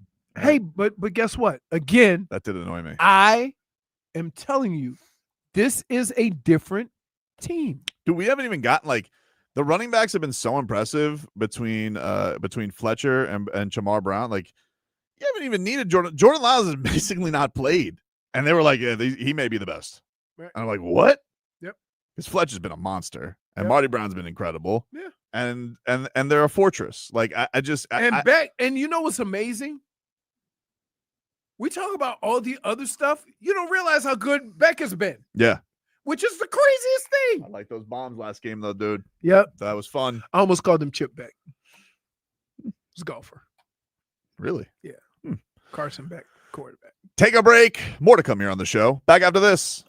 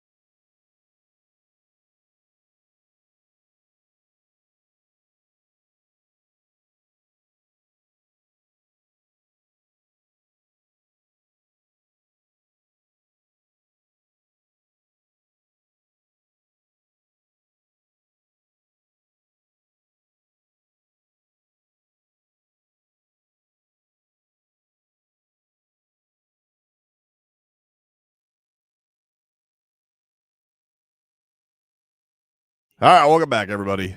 Tobin and Leroy here with you. Take you guys up until 2 here on the program. It's that time. Get to a little 15 minutes of Game Day Uncensored, which is brought to you by the Lexus TX. Room for all your passions and 3 rows of luxurious comfort. Experience amazing at your Lexus dealer as the Dolphins are getting ready for the Cleveland Browns. Supposedly the weather's going to be nasty going into this matchup. Dude, that's just Cleveland weather. Yeah. Like, as much as I've never flown into a city that looks like that all the time. Look outside. Gloomy? Yeah. Yeah. The airport is blah. But the people are cool. Yeah.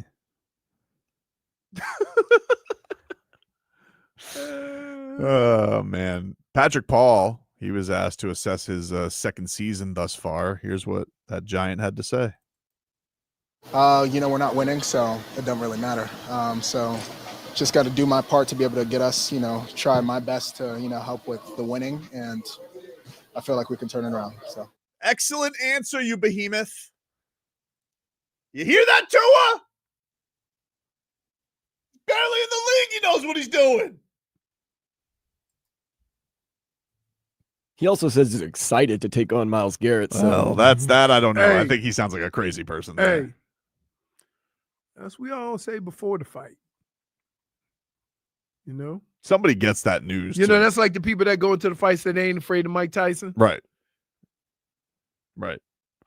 Then they get up on Tuesday.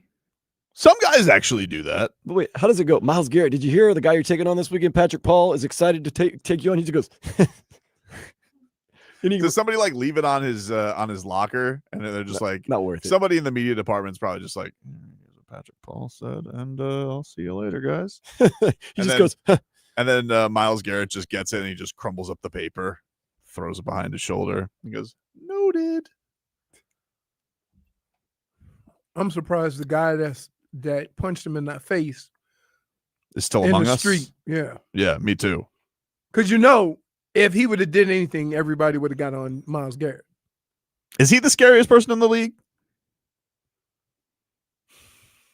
Yeah. I think it is. I think it is. I him. think It a used- guy that maybe big, him and Aaron Donald when Aaron Donald was still here, but he's Aaron, even Aaron Donald was only like 5'10". 6'1". Yeah. That's crazy. So Myles Garrett is 6'4", 6'5". Just imagine if Aaron Donald was 5 inches taller. That's Myles Garrett. Who's even in his class right now? Nobody. As far as scariness. No, nobody. Like I thought James Harrison was a menace, but again, he was like 6'1", right? He wasn't even 6 feet. That's crazy. Yeah. So weren't him and Ocho Cinco supposed to fight? Whatever happened to that? I mean, once Ocho Cinco got knocked the bleep out once, you think he get gonna knocked do it out. He got again? knocked down. He got knocked down. He got up. He finished the fight. Dude. He finished the fight. He finished it. But he was finished. Why did everybody make fun of him? Because you love making fun of people who It get wasn't knocked out. me. Long before it got to me, a bunch of people had already made fun of him. You barely could contain yourself in You the press definitely box. made fun of him. You barely could. That was on the Logan Paul Floyd Mayweather fight. You saw cheeks up. He looked like he was doing a jackknife. Yeah. Everybody think they can box till they get hit like that. I know, and he does train boxing a lot. Wait. Training boxing, that's just like going run a mile around the I lap. Don't mean understand. you I can run a damn understand. marathon. I understand it. I know. Train boxing. You know, that dummy He's a ain't very hitting back. tough man that he won That against. dummy ain't hitting back. Brian Maxwell's a tested individual. Been bare knuckle What do you- fighting. Oh. So he fought a real fighter. He did. Not one with a great record, but he did fight. Dude. But he's been a pro fighter. That's please I try to explain this to you. Yep. The average NFL player Yep. is still amongst the top 0.01% of all the players that play football. Understood. Okay. So for people to think, oh, he sucks, I could take him. No, it's the same thing with the fight game. If you fought professional fights, right? And a lot of them, Somebody who's just getting in the ring, look at your record, don't realize, wait a minute, you're still a professional fighter. You're new to this. What did Bane say? I was born in the night. You're only visiting, or something along those lines. Like, yeah. Dade South says technology leaves Leroy cheeks up all the time. Really? Can be a challenge. Really? For technological snafu. I haven't had one. Because you're here today. What do you We mean? can keep our eye on you. No. I can't. Where do you keep getting Jolly Rancher gummies? That's what I asked. Is that your second Where? bag? Third, I think. So, truth be told, I had a folded up bag with the left, a little left, and then I had a new one. How many snacks do you have in that backpack? He gave me like 5, and I can't have any more. How many snacks do you eat a My day head is a is better rattled. question. He loves snacks. I have Ricola. That's good. It keeps your throat right. That's a snack. I got my insurance. That's Not a important. snack. And no, that's it. Okay. That's Hold on, let me see. He ate the snacks on his way Ooh. here. I forgot about this. Hmm. That's the glass. Advil. Did Timbo slices. He's not a snacker though. I'm not. No, it's the craziest thing. Like, you actually say this, and you're always snacking. He's always snacking. I'm not. Leroy, you're looking for snacks actively right No, now. I'm not. I was saying he asked me how many snacks did I have. Dude, you're right there with squirrels. Like it's just like you have a like something stored there for later. It's like it's crazy. What? It's like when you leave it the crumbs Wait, right wait, here see, for a little bit no, later. So you know what? Kinda like She that. just don't want the stink on her. That's true. Right? So she piles on whoever it is. If I'm messing with you, you messing with me, she just piles on. I don't see it that way. Okay. Of course not. So anyway, Hmm? I'm glad football's tomorrow. Let me call Dave. I'm gonna call Dave, see if what's up. All right. I might Take a break. I doubt it. We'll play a little Goosies. No Goosies next.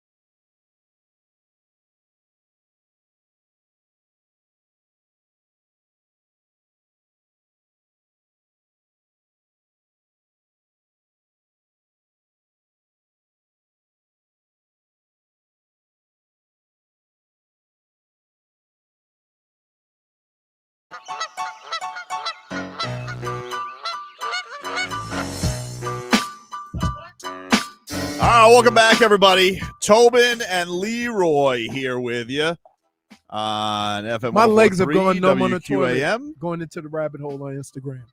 It's good to know. I'm just telling you. That's my alone Glad time. you got them numb thighs. No, you don't sit and talk too long. I'm not a lingerer. Once I'm done, I'm done. I'll move on. I'll continue the content elsewhere. Yeah, but you can go anywhere. What does that mean? That means you'll go to the bathroom anywhere. That's true. I do not. It's your home base. Don't you have your own fortress of solitude as well? Mm-hmm. You slide there. No. Wife and I just share ours. The kids got theirs. The little disgusting bathroom. It's always dirty. Kids' bathroom is always dirty, right? Oh, kids are gross. Kids are gross, dude. And they share one. Do they always yell at each other about? All the time. I used to yell so much. Yeah, my son and daughter do not get along when it comes to bathroom etiquette. Not surprising. Let's get to a little goosies, no goosies. What do we have today, Jennifer? We're going to start things out with Tua. Not giving any details. All right, here was Tua yesterday speaking on the player meetings after his apology. What's the benefit you guys get out of it? How would you classify how those meetings go? Well, I would say that's something that, rule number one, protect the team. That's something that I think we should be keeping in-house. So I don't want to speak about that. Okay. It would be goosies if he didn't already blow it. So sorry, no goosies. I'm sorry. Goosies. It would have been a goosies answer. That's how you're supposed to protect the house. Unfortunately, the damage is done, dude. I don't know what to tell you. No goosies for me. Leroy? I mean, is this really a goosies or no goosies topic? Because we're already done. He didn't already screwed up. So we're already, I guess I'm going to say no goosies. But, like, how do you get goosies for an apology when you're already apologizing for something you didn't, that would probably not have the goosies for? Interesting. There are romantic gestures, in movies when the love interests screw up, they can have a redeeming act that gets them back. Also in the movies. Tua could have sat there in the movies. Say anything with the boombox Also over his in head. the movies. No one does that anymore, I'm sorry to say. No gestures? No. Not even the firemen? No. Where are your goosies, Jennifer? I have none. With the firemen. Oh, wow. No goosies. They took them. Dan, any goosies for Tua's now mum on player meetings? Goosey! Look, we all make mistakes. At least he's trying in some way, shape, or form to make it right. Yeah, but it's just like, is it one of those, everybody tells Tua what they want to hear, but if he says that, then they go, oh, it's not sincere. Like, he's not going to win. So, like, the start of it is no goosies. And I'm just like, is there really anyone that's going to say, you know what, we accept that apology and he did the right thing? Don't know. No, everybody's commenting on it like, too late. So, yeah. It's your first takes title today? What? Too a little, too late. That's right up your alley right there. I like buddy. that. Did they take that from you? They might have. I saw that Jet Up today had "Is damage done" for Tua Tagovailoa. Or they just, Bit stealers. Do they still have headline writers, or is that just like a job that's been incorporated into other writers? Because No. they used to have headline writers. Like, literally, that's all. You mean people like at did. the newspapers? Newspapers and TV, we had them back in the day. You know who it is? That's like, I don't know. Mr. Cheetah, how do you feel about this one? I'll ask. Let me see. I'll ask people who write. Say, hey, do you guys still have headline writers? I'll hit up Omar or Ira or somebody like Yeah. that and ask them. Let them know. They can't. They have. I think they've incorporated, like everybody else. You're incorporated into your job. Does a news editor have a cigar in his mouth like Spider-Man? Still got the press pass in your hat? With the typewriter. Burnt sugar. What's number 2, Jennifer? Well, your favorite, Anthony Edwards, is demanding Shams to text him before he is traded. Now on Twitter. Really? So he wants the scoop. He wants the scoop before the scoop leaks. This is interesting. Would you like to hear a quote? I would like to hear a quote. Not necessarily dumb friendly. He put, "Don't leak that bleep on the mother bleeping Twitter or X, man. Send me a text. Let me know." So Anthony Edwards is already thinking about getting traded, eh? Interesting. I would say that is Goosey's. It is Goosey's. That's not Goosey's. Pretty interesting. Because if you're already thinking about it, right, it means you're thinking about it. it's out there. And it means that he's thinking to himself, oof, October. Hey, when's it really hit that winter in Minnesota, Leroy? Now. No, not yet. That's Halloween. That's when we used to get snow in Wisconsin. Halloween. Soon as you get to November, He sees it coming. You know, Don't leak that bleep. Interesting. Already thinking about his Shams bomb trade demand. Wonder where he's thinking about getting traded to. Where do you think he might get traded? Hard to say. I mean, you know, he did seem to enjoy his time with Coach Spo on Team USA. Did he? It could be a lot of places. I don't know. You know, he is from Georgia. Maybe he wants to go to the Hawks. Or maybe a place Or, that's only a short plane ride That from Florida, Atlanta. Georgia line right there. Man. JFig, Mm-hmm. sounds like you're a song and you want to roll your windows down, huh? I have nothing for that. You got the Goosies, Leroy, from Anthony Edwards thinking about already getting traded? no. Why not? No, You're reading into everything and you bringing us down with you. I'm not reading into Okay, anything. but how are? Okay, wait, hold on. If he's literally out here saying this to Shams, it's out there, Leroy. He's already Yeah? thinking about it. Now, Miami per se? No, I don't know. There you go. They got you. Who's they? Hmm? Who's they? Tobin. Jennifer, do you got the Goosies? I do have the Goosies. How about that? Goosies! I like it also, you know, he's out here demanding, like, you tell me first. Come to He's my already face. Say it to me first. What about you, Dan Day? Goosies! Only because he cussed as much as he possibly could at somebody. I love it. That's, you know what? That's how he has to deliver it, right? Yeah, If it didn't come out that way, then we would say that's not A-Man. What's number 3, Jennifer? Jim Carrey is in talks to do a live action movie for the Jetsons. No Goosies. You know, they did that with the some kind of nostalgia. Jetsons was a long time ago. I wasn't really a fan. I feel like the Jetsons was always just not the Flintstones. Like that's, you know, it's like, I hey, liked it when I was a kid. did you like the Jetsons more than the Flintstones? I don't know. I liked both. I like the Jetsons. The cool One thing was like was prehistoric, and the other Yeah. one was futuristic. You park your car and then folds up like a suitcase and you go to work. Like, yeah, that was forward thinking instead of going back to being a caveman. Hmm. Although Halle Berry, when she did that movie, Which one? Flintstones. Halle Berry was in the She Flintstones. did? Like a live action? IRL. There yeah, is? live action. They have that? Go look. Flintstones, Halle I Berry. will say he did good in Sonic the Hedgehog as Dr. Egg. Made a lot of money on those Sonic movies. See it? You got the Goosies from a Jetsons Jim Carrey movie? I can see the Jetsons bring me back to my childhood. Goosey! Jennifer? I do have the Goosies. I would. It's very interesting. I mean, it's Jim Carrey. I think. Can he really do that wrong? Okay.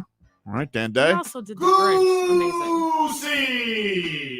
Growing up, whenever they had like a new TV station, they needed programming, they throw the Jetsons on, and you're just a kid and you watch it over and over and over again. It was pretty awesome. So I'm excited. I'm not going to go see any movie in the movie theater after I saw that second Joker movie. That one ruined my life forever, but I'll definitely stream it. What is he looking Which one? He's looking at Halle Berry.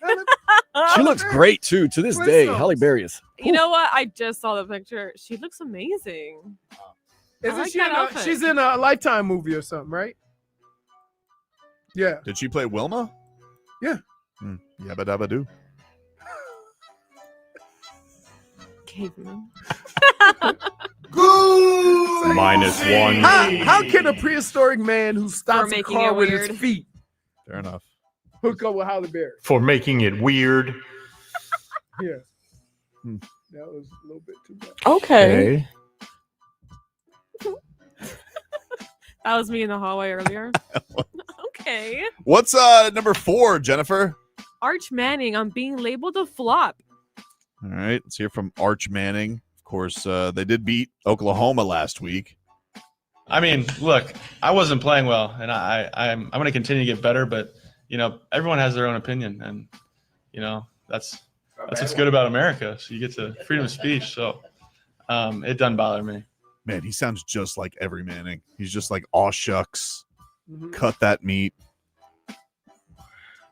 Got the Goosies. I think he's handling it well. I got to be honest with you. Goosey! Maybe he can get it together. We can tank for him. Who knows? Who knows? Although Papa or Grandpapa Archie says he's coming back for at least a year. You ain't ready. And all he needs is a year. Like, all you need is one good year in college football anymore, right? Yeah, that's true. You don't really need like a run of great years. Right. It's not a thing anymore. It's outdated. You have a good year, you can go to the league. Cam Ward, what was he? He was a 5th round pick when he was out of Washington State, comes back 1 year, boom, number 1 pick. Everybody's fired about Fernando Mendoza, and he's a good quarterback, but everybody's now number 1 pick because he beat Oregon. That happens every year. Nobody had Cam Ward as the number 1 pick last year before the season started. It happens. You got the Goosies for a humble Arch Manning? I think Arch Manning has always been humble. I think it's what people put on him. That Feinbaum stink. Right. So, I think everybody in his family, including him, understood he wasn't playing well, and it was a development, a process that he had to go through. And it's everybody else who jumped down, Feinbaum. Oh, he's going to be the best to ever do it. That's his fault. That ain't Arch's fault. Everybody knows they cheated like bandits. Everybody knows that this thing stinks to high heaven. Hey, you want to know the cast of the Flintstones? Yeah. John Goodman was Fred Flintstone. Okay. I thought you're still looking at this. Rick Moranis was Barney Rubble. This is in 94. Mhm. Wow. Rosie I was O'Donnell was Betty Rubble. Halle Berry was Miss Stone. Elizabeth Perkins was Wilma Flintstone. Kyle MacLachlan was Cliff Vandercave. And Elizabeth Taylor was Pearl Slag Hoople. Apparently, there's a theory that the Jetsons and the Flintstones were in the same timeline. Like in parallel universes? I don't know. That's not possible. How is that possible? That's not possible. Flintstones was cooler than the Jetsons. No. Yeah, it was. The Jetsons was so far ahead of his time. Nah, it's cooler to start a car with your feet. And having a pet dinosaur, that's way cooler than having robots. Or how about when you take a picture and the little man's in the thing? Yeah, so cute. Jennifer, you got the Goosies from Humble Arch? I do. I like a humble man. All right. It's crazy because we have a whole lot of situations in sports where the doing has nothing to do with the player. Like Arch wasn't out there saying he was going to be the best. In fact, he never said anything. It was everybody around him saying what Arch was going to be. Right? And so, yeah, man, it sucks for them. Dan Day, you got the Goosies for Arch Manning? No Goosies. Didn't really say too much. Yeah. So just go out there and play. Good old QB talk. That's what the QBs do, Tua. They don't say anything. They just give you nothing at the microphone. All right, let's take a break. Final hour coming on up. Back after this.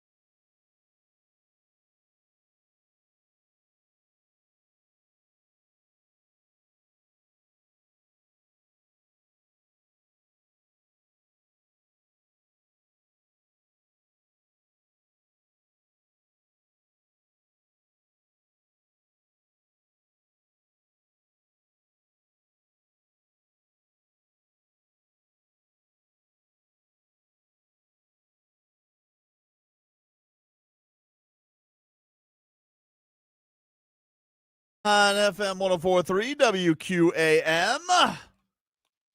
Take you guys up until 2 here on the program. Let's get to our headlines. Very good. We try to fight it. There ain't nothing that you can do. Y'all don't know about this, huh? I'm aware of who it is, but I like you doing it better. This is the first Michael Jackson. And we can ride the Headlines are brought to you by Doral Volkswagen, home of the Got that big Pricito. Our lowest price. Visit us at Doral Volkswagen or DoralVolkswagen.com. Want a little tidbit information? Sure do. Remember that Pepsi commercial he did with the little kid that was dancing with him? Yep. That was Carlton. Wow. Yeah, that was Carlton as a kid. Dade South says Michael Snackson. Hey, Dade South, you a big bag too. Stop sitting here talking trash like you ain't snacking also. Are you Leroy? Yeah, he ain't no small dude. But I don't think how you gonna point the finger about me snacking? We're just having fun, baby. I know, I'm just saying. You're lashing out. Like, he ain't eating no air sandwiches. His filled with meat. I would love a sandwich right now. Not no. I can't even get one as soon as I leave here either. Miami Heat, they had their red, white, and pink game last night. They had practice today. The reports are We have confirmed. I have confirmed. I did my own due diligence and not just listen to Tobin. Thank you. Okay. Pelle has some hops. Pelle has hops. Yeah. Pelle has hops, dude. Yes. He has hops. I actually have video I can throw up here now, Jennifer. That's ours. Oh, now. So now we can put. You told me no. No, I couldn't play the video from the game last night, but I do have my own Pelle hops videos. That's what I had said. Okay. That's not what you said. That's not what you said. No, of course. That's not what you said, I dude. That's not what you said. I really didn't. No, you were sitting here. You were looking for a cat to bring into a tree so you could lure somebody. Hey, can I just tell you? You went into mode real fast. This is you say, Lupe, hold my stuff. This is Pelle Larsson pregame with Karan Butler, who makes him always take off like a bird before each home game, like a bird. Take off,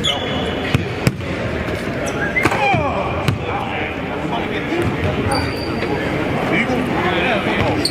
Okay, I see where you was going with that. See this thing take flight? Boy, got some stuff too, though. Might have to put a flight attendant on there. So is that why? First of all, is that why you said he has hops because he confirmed it? No, I didn't. Wait, but I didn't even hear this. I didn't hear the last part of that. I just saw the dunk and I said, "Yeah, he has hops." I didn't hear all the talking. Did I not? He did not hear the I talking. didn't hear that. He didn't so hear I don't know that happened. Yeah, you but think? you Oh, saw because his I say eyes open, like, because I said Karan impressed? did it. No, all he showed me was the dunk. I didn't hear all the other stuff. Saw his eyes. You his can tell. reaction Listen, afterwards. as an athlete, I can tell when somebody has hops or not. So these aren't just intangible hops. No, they aren't intangible hops. He got some hops. Like intangible hops is you get a fast break and you're two-handed. Yeah. No, that's like a Goran dunk. And I've seen Goran do it once. Yeah, but I mean, he didn't even use maximum like effort either. It was like no attempt.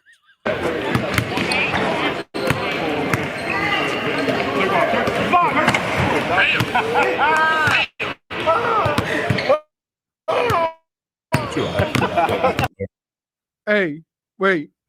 Let's say Leroy got mad for being called short and plump. I'm last so week. sorry for the image that painted in my head when I read that. Anyway, speaking of a practice, everybody practiced today for the Miami Heat, except for Tyler Hero and Kasparas Yakachonis. Can we just call him KJ? There's another KJ on. Kind of like saying his name. Can we call him Cass. You can call him Cass. Kasparas the friendly ghost? No. You can call him that. I just want to. Cass. If he's cool this year, you can just call him Ghost. Yeah. You know? No, but Ghost is from, I like Yakachonis. Yacojones. I'm excited about this. I really am excited to see what he can do this year. I really am. Not impressed. He's no Mark McClung. Mac McClung. McClung. Yeah. So that means Terry Rozier practiced today. That's good news. What? Under. Dude, can I just say something? Right now, you trade him for a lemon Jolly Rancher. Who? Terry Rozier? Yeah. I don't know if I could get a lemon Jolly Rancher for Terry Rozier right now. Now with Jennifer around, she likes lemons. You like lemons, huh? I do. Lemon and the blues. Bitter. No, and the orange. Mm. The orange. You know what sucks? They don't make the orange in the I know, but the like in gummies. other stuff. But you know what sucks is the thing I hate about Jolly Ranchers, you can't see into the bag. I need to know what the ratio is, Jolly Rancher. Okay? You're not fooling anybody, Jolly Rancher. I opened up a bag and they had nothing but undesirables in there. Yellows and blues. Yeah, so Anthony says, Anthony Chang on Twitter, Kasper Kachonis, Tyler Hero, only players who didn't practice, Terry Rozier, Bam Adebayo, Nikola Jovic all practiced. I'm assuming that means Kel'el Ware did as well. Why does Mike McCarthy look like he just came back from hunting bears? right. He does. He does like, doesn't he? He looks like flannel. No, he looks like, what's that commercial with the jeans, with the underwear? Oh, the bear, the bear, yeah. And then the bear starts doing calisthenics. Panthers are back at it tonight. Puck drops at 7 o'clock. They take on the New Jersey Devils. Spencer Dinwiddie was waived by Charlotte. Really? Yeah, I thought he was good. Yeah, but you want they have LaMelo, they have Colin Sexton. He probably is like, hey man, am I going to play on this team or not? Spencer Dinwiddie's probably looking for. If you're waived in basketball, you still get paid if your contract is guaranteed. Yes. Does it count against the cap? Yes. Wow. So why did they just get rid of people? I don't know. They may be. Well, my guess, Charlotte's probably way under the cap, if I had to guess, because the only guy they're probably paying is LaMelo Ball. Which is, that shows you where Charlotte is. Yeah. If your highest paid guy is LaMelo Ball. LaMelo Ball's fun. He's fun. He's a lure in a riot. He's for sure. Yeah. But he's one of the most popular players in the league. No, yeah. His shoes, everything. Isn't he the reason for this dumbass 6'7"? These kids with the 6'7" nonstop. What? 6'7". What is that? Hate that. You haven't heard this? Rebecca's probably a little too old because she's more mature. My kids with this 6'7", it's not 6'7". What does that mean? It means doesn't nothing, mean anything. actually. It doesn't mean anything. From what I understand, there's some rapper who had a song, and he is from Chicago. It's something that is like some shout out to the 6'7" was 67th Street that he was on, right? And somebody did a breakdown on LaMelo Ball on TikTok that got super viral, where he's 6'2", but he plays like he's 6'7", and then it breaks down to the song. And so everybody on TikTok took off, and they're all doing the punchline being 6'7". That's my intangibles, old, nearly 40-year-old breakdown of that. I would from what I understand. I would have never thought Mhm. in the history of our lives Mhm. you would be breaking down 6'7". Yeah. So but they're all doing it, Leroy. They're all just 6'7" nonstop. It doesn't mean anything, and they all just try and trick you to saying, and like if I say, hey, can I'm gonna get 6, and my daughter just goes 6'7". I'm like,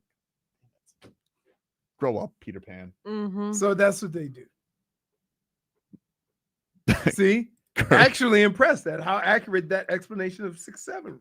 I think I did okay, right? But it does. I don't think it means anything. It's just a breakdown. It's one of these popular things. Haven't we had when Marcos was doing what the kids are saying? Yeah, 4 or 5 I things think that mean absolutely nothing. they just mean nothing. No, they just they talk about dates. Leroy has 6'7" Jolly Ranchers.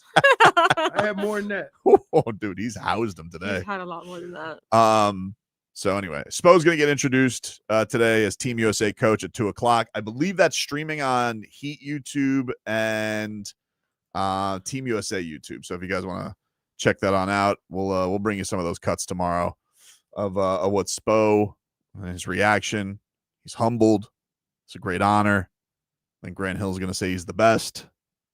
And, you think Bam will be in the crowd for that with his gold medals on? I don't know if he have his gold medals, but I would imagine that most of the guys will be there. I would think so, right? It's a cool thing. I feel like everybody's got Well, Spo's Spo's well liked. Like it's nice. Dude, it was so adorable seeing Spo's sons last night hooping between the sets. and Kel'el Ware just like his son throws him a shot. You know, they're I don't know how old they are, but they're not quite. They got handles. The Spo Bros got handles, but they're children. So getting to 10 feet of height, you got to put the whole body into it. Kel'el just whacks that basketball down the court. It's hilarious. That's why I used to do that to Fonz. We don't give no. It's so funny. No freebies. You're just like get taller. Sorry, I'm not. Paul, you don't let your son win? No. Ridiculous. Paul Maurice, this was him on the loss last night. Well, 5-on-3 goal. I mean, I think I liked our start tonight better than our last game. A little slow sometimes getting pucks off our stick. We got an awful lot blocked in here tonight. 5-on-3 hurts you a little bit, but I liked our game actually after that for stretches. We got a couple areas that we got to get a lot better at, but some of it was all right. Gotta tell you, new guys. Petrie, can we stay out of the box, dude? And Cunnin, the box a lot. All right, enough of the penalties. Not rocking with that. This is Maurice on Bob's night. Yeah, he's been really good. He's going to have to be really good. Those are the games that he excels in. A little more to the net for us, probably. Just getting some pucks through. I think we got 25 blocked tonight. And that's a whole lot of offense that you. So good on them for blocking them, and we've got to find a way to get them through. He sounded really agitated last night. Probably because, just like first road trip. Anyway, Cat's back at it tonight, and we'll check that on out. We got the NLCS and the LCS today, right? Yeah. Yesterday, the Blue Jays. I was gonna watch that, but it was like 12-2 when I tuned in. So I know. And guess what? I started. It was 2-0. So I was like, oh man, yeah, Rodriguez went deep, right? Yeah, he's good. Here's your schedule on baseball tonight. The Brew Crew, they go against the Dodgers today at 6:08. That is your first pitch there. Game 3 from Dodger Stadium. And they got an afternoon Thursday game for playoffs in LA. It's baseball. Yep. You got to have one day game during your, playoff. Something about baseball in daytime. Like, it's the best. And so that's at 6:08. That's on TBS.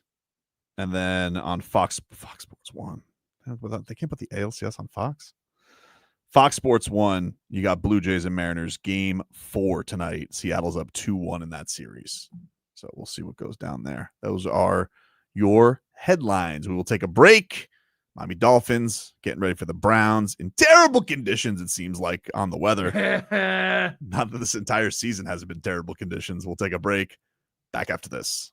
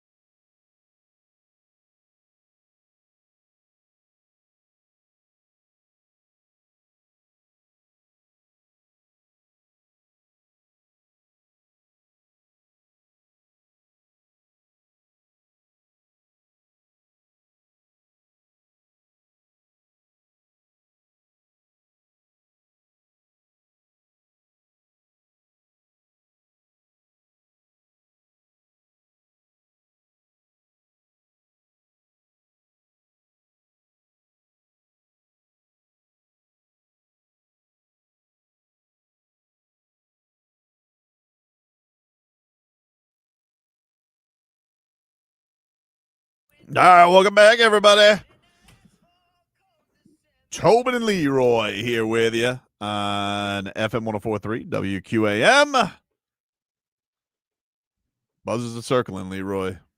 A lot of rumors out there yesterday around the Dolphins, dude. I didn't like it. I mean, a lot of Jalen Waddle rumors. Is it yesterday. a lot around the Dolphins or a lot around 1 and 5 in dysfunction? Seems the same. Same. I mean, like that. Yes and yes. Yeah. Yes. Like I mean, didn't like it. We're making all these reasons and want to get people fired and all this and this isn't the guy, but in actuality, it's because you're 1 and 5. They are 1 and 5, ergo that's why there's a lot of rumors around. And is there a big difference between at this point being 1 and 5 and being 3 and 3? I mean, it's 2 wins, but is you know what I mean? Like you'd be like a game out of first place if you were 3 and 3. No, but you understand what I'm saying. Like it's really not that big of a difference, and you get a couple of breaks here and there. I understand that logic, and I'm not saying you're wrong, but don't they feel like the most deserving 1 and 5 team you've ever seen in your life? Yes. Like, I get that. I know they've tried to do the whole, hey, we've been in all these games, which, by the way, you were close to being 0-6, too. Like, we could do that if you want to do that game. Yeah. I feel like this team deserves to be 1 and 5 so hard based on the way they've played, the mistakes they've made. Because I think there's hard luck teams for sure. Like, there are teams where you're just like, I can't believe this is how we lost. I can't believe it broke this way. I'm sure you felt that way on teams, right? Like, I can't believe when you lose, like when 2 weeks are, hey, the defense got us a stop to go ahead and you blow it. Right. And then 2 weeks, the offense got us a stop to go ahead and you blow it. And then other weeks, you got a special teams touchdown and then special teams blows it. And then you have special teams penalties. And just like when you lose a lot of games that way, though, that's more of an indication of your team. Right. I just don't think they're a good team. Yes, football usually is conducive to you're going to lose a close game. Most games are pretty close. That's why the spreads are so close. It's not like college. How many double-digit spreads are there a week? 1? You got an 8-point spread. That's a big spread in the NFL. Yeah. So I don't know. I just kind of feel like they're not. You could talk yourself into that if you want to, but I kind of feel like they're a deserving 1 and 5. And I mean, you're like, but a lot of that has to do with it's they haven't been playing well, but it's hard for me to feel like if they had converted 2 more first downs in all of this season at those right times, then they would have 2 more wins and be 3 and 3. And just based on those small margins, even though the team hasn't played anywhere close to what we thought they were going to be. But if you have those 2 situations, we think totally different because of 2 plays. You know what I mean? But I don't feel that way. No, like, even if you wouldn't say that, like. You want to know why? Because the majority of these games, this is what it's been. Like, even like, you give them credit for getting off the mat, but I feel like most of these games aren't on their terms. Like, I feel most of these games. Not when you give up 200 yards rushing. Not when a player that you've never heard of, who's only had 30 yards rushing his whole career, all of a sudden goes out there and run for 100 plus. Not the way you've been getting dominated on the line of scrimmage. And getting dominated at the one place on your team that you thought was going to be a strength. I can't say anything positive about that. Like, we all went to the season thinking, if that D-line, if that front seven can keep us in games, then we got time for everybody else to catch up. And they didn't give up a punt in 11 quarters. Like, yeah. So, yeah, I don't want to. It's just unfortunate, right? But it is what it is. At this point, I always ask myself this. If you had a different voice,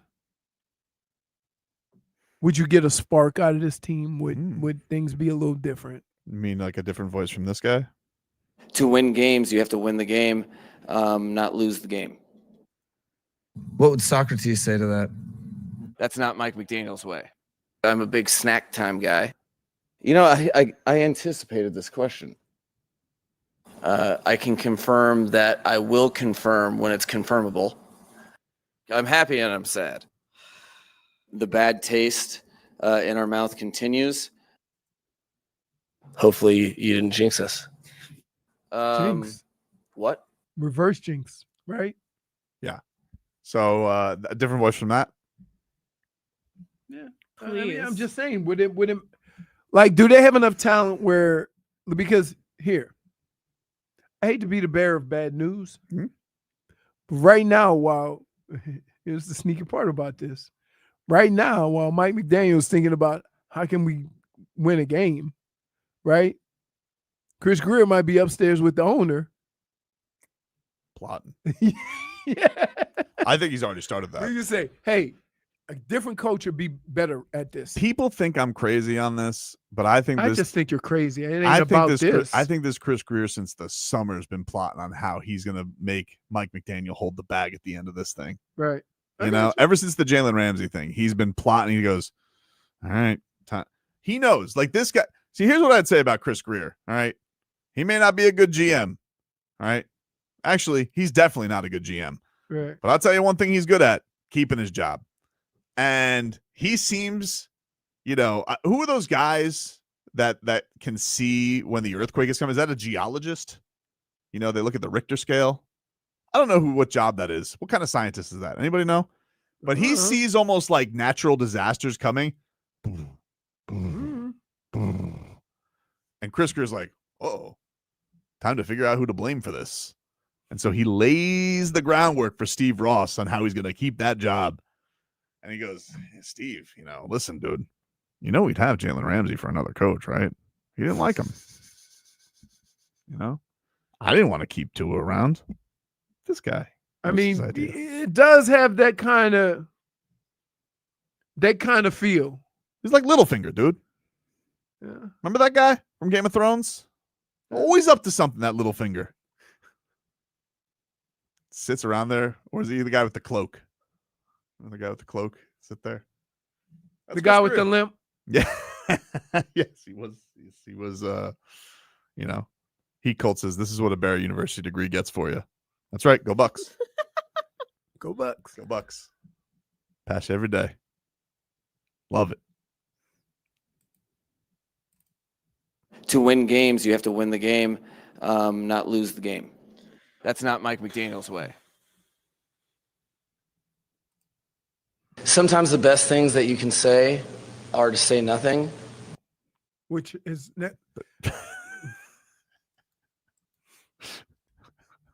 never happened in the history of that man. That man. When is the last time he has said nothing? When Tua talked. And he goes, you know what? I'm going to shut the hell up. He goes, but one thing I want to make clear, guys. When he says player meetings, he doesn't mean meetings. Just so we're clear. I got this thing under control. No one is disrespecting me anymore. This thing is the definition of rats off a ship. Like every one of these rats are like, is there a lifeboat around here? We got to get out of here. Jalen Phillips trade rumors up the wazoo. Jalen Phillips. 4th round pick. Would you do that? For who? Jalen Phillips. That's what ESPN's projecting. Again, I told you last week what I would say right now to Chris Greer. No, I know. I'm saying, but like, you want a trade freeze. Don't let him do anything. Right. But he's going to keep his job. So although I would say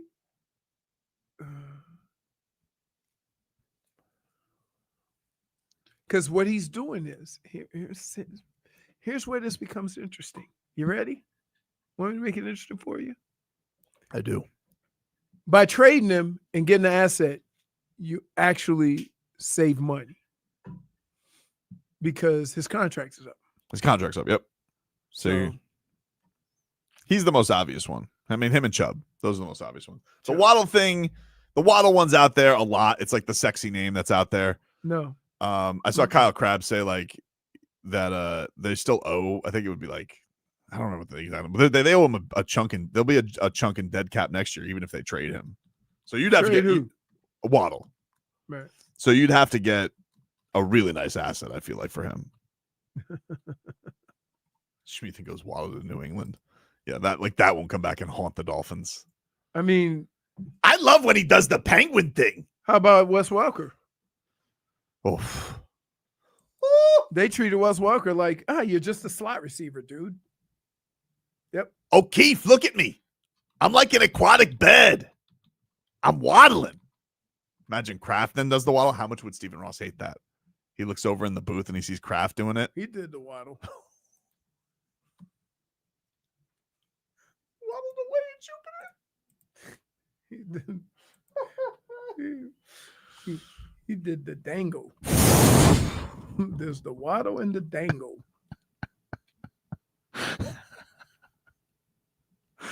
Take a break.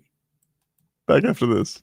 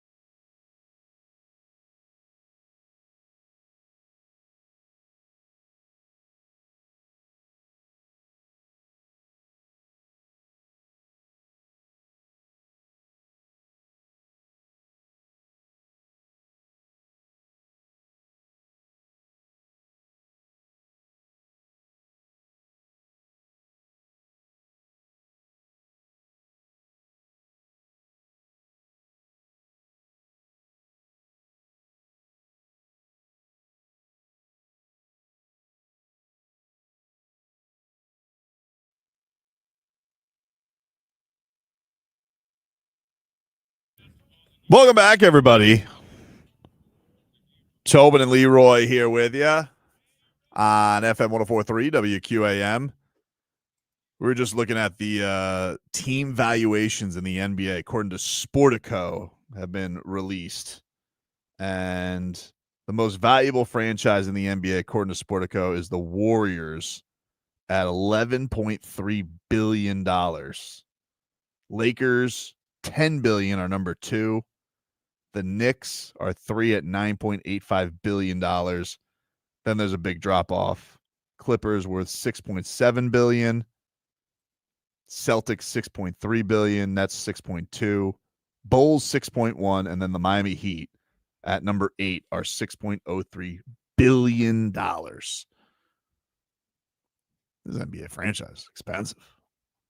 They're not the most expensive. Well, you could probably the cheapest franchises are in baseball, right? I would say hockey. Really? Yeah, I think so. I don't know. I would say probably the cheapest hockey franchise is still worth, because the Marlins have got to be like the worst buy in baseball. And that's 1.5, maybe. Yeah. 2 billion. I don't even know. Because if It you was sold for 1.1. yeah, and that was 7 years ago. So you think it's over 2? You think they've gone up? I mean, keep in mind the value of a franchise has nothing to do with where they are, but more to do with. You think if Bruce Sherman could double his money right now, he would still own the Marlins? No, I think no. I'm saying yes, he would. Yeah, that's one. I don't think that he could. You know, I think he could get 1.5, 2 billion. Yeah, easily. I mean, there's a think lot of about it. investors in It the has to do with the revenue sharing. It has to do with how much. So what if I tell you you spend $2 billion on a team, and you get 10% back every year, or 1.5, or 5%. So that's 10 million, and it's not going to lose value. The Suns are worth $5.09 billion. So That's I what guess I'm they saying. just sold. Forbes magazine this year in March said 1.05 billion for the Marlins, and CNBC in April said $1.2 billion. So they haven't really increased. They their haven't value. increased. Yeah. Well, the fans have gone. Was up. it like 3 years he's owned it? No, they've owned it for like 6 years now. 6 years. Wow. They've owned it for like 6 years because Jeets was in control for 4. So basically, he's upside down on this puppy. Yes. Yes, he is. Maybe Judge Judy buy it from him. Judge Judy. Boy, I could see you outside the stadium kicking footballs like old boy. You're trying to get to Judge Judy. Order in the court. Hit the button. What? You're making it weird again. -1 for making it weird. Just the way Dude, that you go about it, like you know it's change crazy. when you enter her name. You know how? So the Marlins are the lowest valued Major League Baseball team. Hey, Makes sense. Well, I think they also don't have a great TV deal either. you know it's crazy. So I was, searching for stuff. And Ryan Tannehill has better numbers than Troy Aikman. Okay. You know what don't got though? 4 rings. Them rings. Yeah, I know, but I'm just saying. Did you see that there's apparently beef between Troy Aikman and Caleb Williams? Why? I don't know. Caleb Williams was explaining this. Like, I play you the clip, but apparently, like, he said that Troy Aikman apparently ghosted him on Monday Night Football. Like, you know how they do the production meetings, right? Like they do Right. the Zoom calls, Mhm. and apparently, like, Troy Aikman wouldn't meet with him. Here was this is what the Bears quarterback had to say. Did you meet with Troy last week leading up to the game? I did not. Stuff, or? I did not. I didn't get to meet with him. Tried to meet with him, and then reached out and tried to meet, and that didn't happen. And so, moved on from it. Went and played the game and came out 3-2. Why did you not meet with him? I was here late and timings didn't meet up, lifting or whatever the case may have been, and then tried to call him after the game or not after the game, after the day, that day that I was supposed to meet with him, and it didn't get through.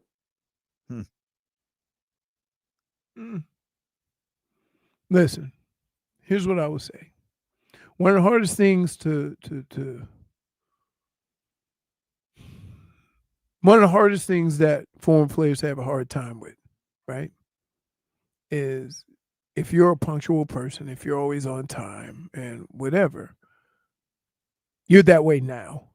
Back then, Somebody asks you for an autograph, for an interview, you get there when you get there. So you should understand that that's how it is. Like, we do it all the time, right? We do it all the time. Hey, you want to do the interview at 3? Sure. 3:40. Still sitting there. Mm-hmm. It happens. But that's kind of the game you play. If this is the case and Troy Aikman got his feelings hurt because Caleb didn't show up on time, I'm like, wait a minute, you on the other side of that, buddy. So I don't know. He is Troy Aikman. Come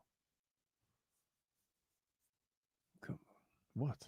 It's Troy Aikman. It's Troy Aikman. Okay.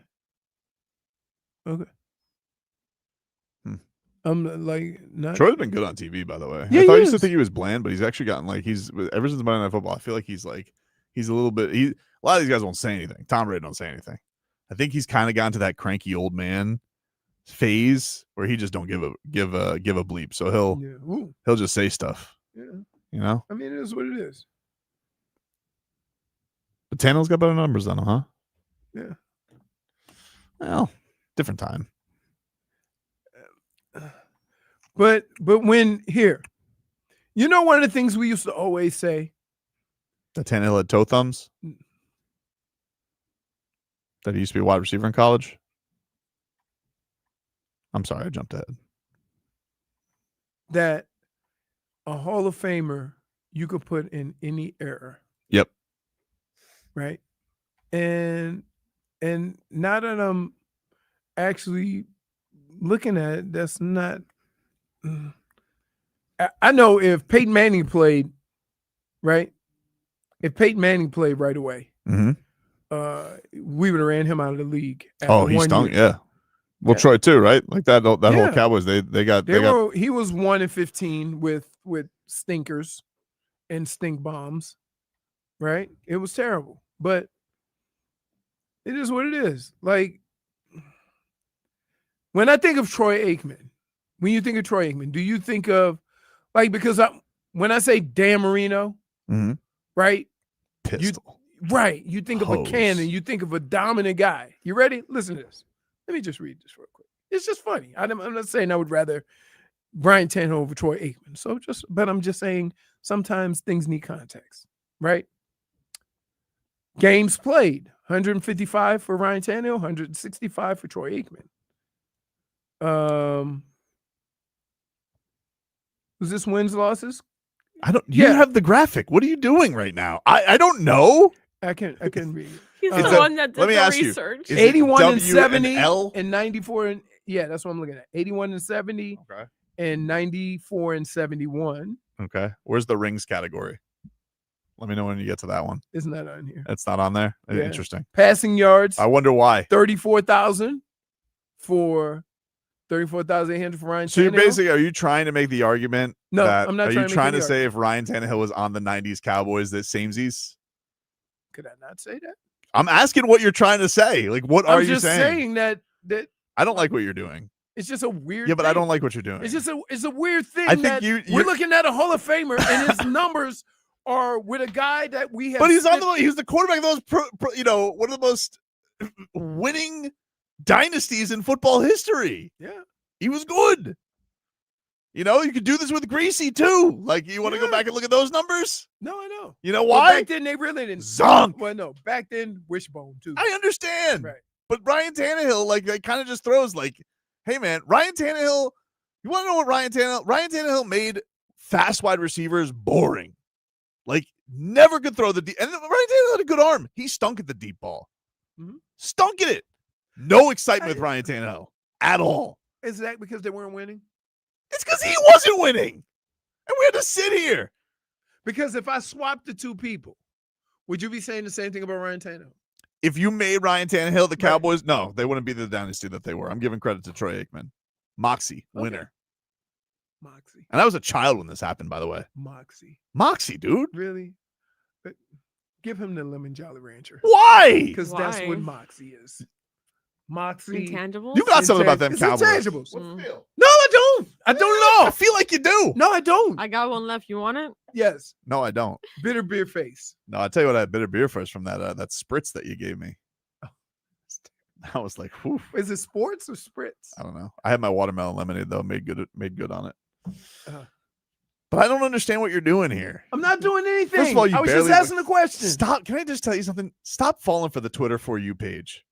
You get sucked into Is that these. what you're on? He definitely did. I'm not. I saw Leroy, the same graphic. I will look at your history. You know what I did when I saw that graphic, Look JFig? at my I history. blocked the Twitter account. I said, don't put Ryan Tannehill in any graphic with Troy Aikman. Just don't do it. Oh, wait, hold on. No, look. Why are you on Twitter? Like, I'm sure you Oh, could on do Twitter. I that. said it was on Twitter. I'm sure you could do that with plenty of Yeah. run-of-the-mill quarterbacks and put them against Troy Aikman's numbers. You know, but you know what? They got naked fingers. But careful, JFig. What is naked? Oh, you almost hung yourself. Leroy, that's No very show gets insensitive. No show gets their ass. You almost choked yourself with the No, cord. I didn't. I just went like this. Oh, okay. No show gets their ass kicked by their headphones more than their show and radio. No, I figured out. See, I figured out I have to go in this side. I don't first. think you have figured it If out. I go out on with this, see, You got that because snapback. it turns and slips. So now I got to go with this one. This one's sturdy. If I go here, never happen again. At least Troy Aikman got concussed in the playoffs. You're sitting here getting concussed on this segment. Hey man, why? That Cowboys documentary was pretty good though. What cowboy documentary? The one on Netflix. It was decent. No, I'm out. You're on out on that. documentaries. Yeah. I think I want to watch the starting five. I'm watching a No. lot of the clips on Durant. It looks really good. He's cranky. Yeah. Well, okay. Newsflash. But I like hearing him cranky because I feel like we only see him tweet cranky. You You can know? hear him say it while he's Yeah, tweeting. dude. Dude, some I of would the love things you because watch. Like, so you watch Starting Five Mhm. and Housewives of Utah. right now, actually, we're into Housewives of Miami. Hmm. We've been into that. Anybody we know? Larsa Pippen is the most famous one. But she's not a housewife. Not anymore. Yeah. She's still on the show though. She's still on the show though. A lot of them are divorcees now because what they did is they had Real Houses. They were one of the OGs, you know, like back Okay. there with Atlanta and New So Jersey. they're doing and like, all where that. are they now? So now they're no, they just revamped it on Peacock, and my wife we've been binging because I got to be honest with you, with Real Housewives of Salt Lake, it's just gotten a little phony, you know. A little. You little don't think they phony. were phony before? It just had With juice those to it. receipts? One of the ladies went to jail. It was crazy. It was. What did she do? Fraud. And that seems to be the going Yeah, thing for the rich. She did fraud. The rich love doing fraud. Well, because the rich want to keep being rich. So So no, she was scheming a lot of. She went to jail for like a lot of stealing of information for old people. This is the girl that they got receipts on and stuff like that, and they told her off in a dinner or something like that. I've only seen. ooh, one clip, they by ganged the up way. against one girl? Yeah, They do that a lot on Housewives, so you got to be a little bit more specific. on Utah. Maybe. There's like an audio that's very famous that says receipts. That's all I know. Yeah, they yell less. I think they're all. You know what? I'm gonna tell you what these Utahns love. They're old. Love the ketamine, right? Oh yeah. And they're all high as a kite, Yogi. And they were just a little bit more on edge. And so we've moved on to Real Housewives of Miami, and I've enjoyed it. They're talking about hot basil. But are you starting in the beginning or? No, we only watched the revamps. I haven't watched the OGs Oh, with Scottie Pippen on it when she was still married to him. I haven't watched those episodes. I tried watching. I Mhm. think I'm still on episode 1. I watched the Marcus Jordan whole fiasco though. Mm. They're all like, "Why doesn't Michael Jordan like it?" I was like, "I don't know, dude, because you're with his son, and that's his most famous teammate. It's kind of weird for him." Especially when I don't even think since he trashed Scottie Pippen. That was also going through the whole thing. It was like the same timeline. So like she was dating his son right like a couple of years after the whole Last Dance came out, and that really caused a big friction between Scottie and Michael. Then on They top of always it, had friction. but this was even more. It was very public. So Scottie was mad at Jordan, right?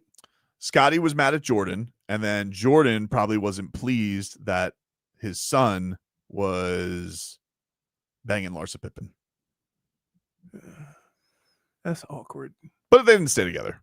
So shocker. They were still together for quite some time. they were together for quite some time, but they're not. I don't believe they're currently together. Oh, no, I don't keep up with that, but Anyway, that is my Real Housewives update. I know Dan Day was looking for it. Tomorrow we can do He some loves that. previews. I hope everybody has a great rest of your day. Got Panthers tonight. You got Hopman, Crowder, and Solana coming on up. And we'll talk to you rascals tomorrow.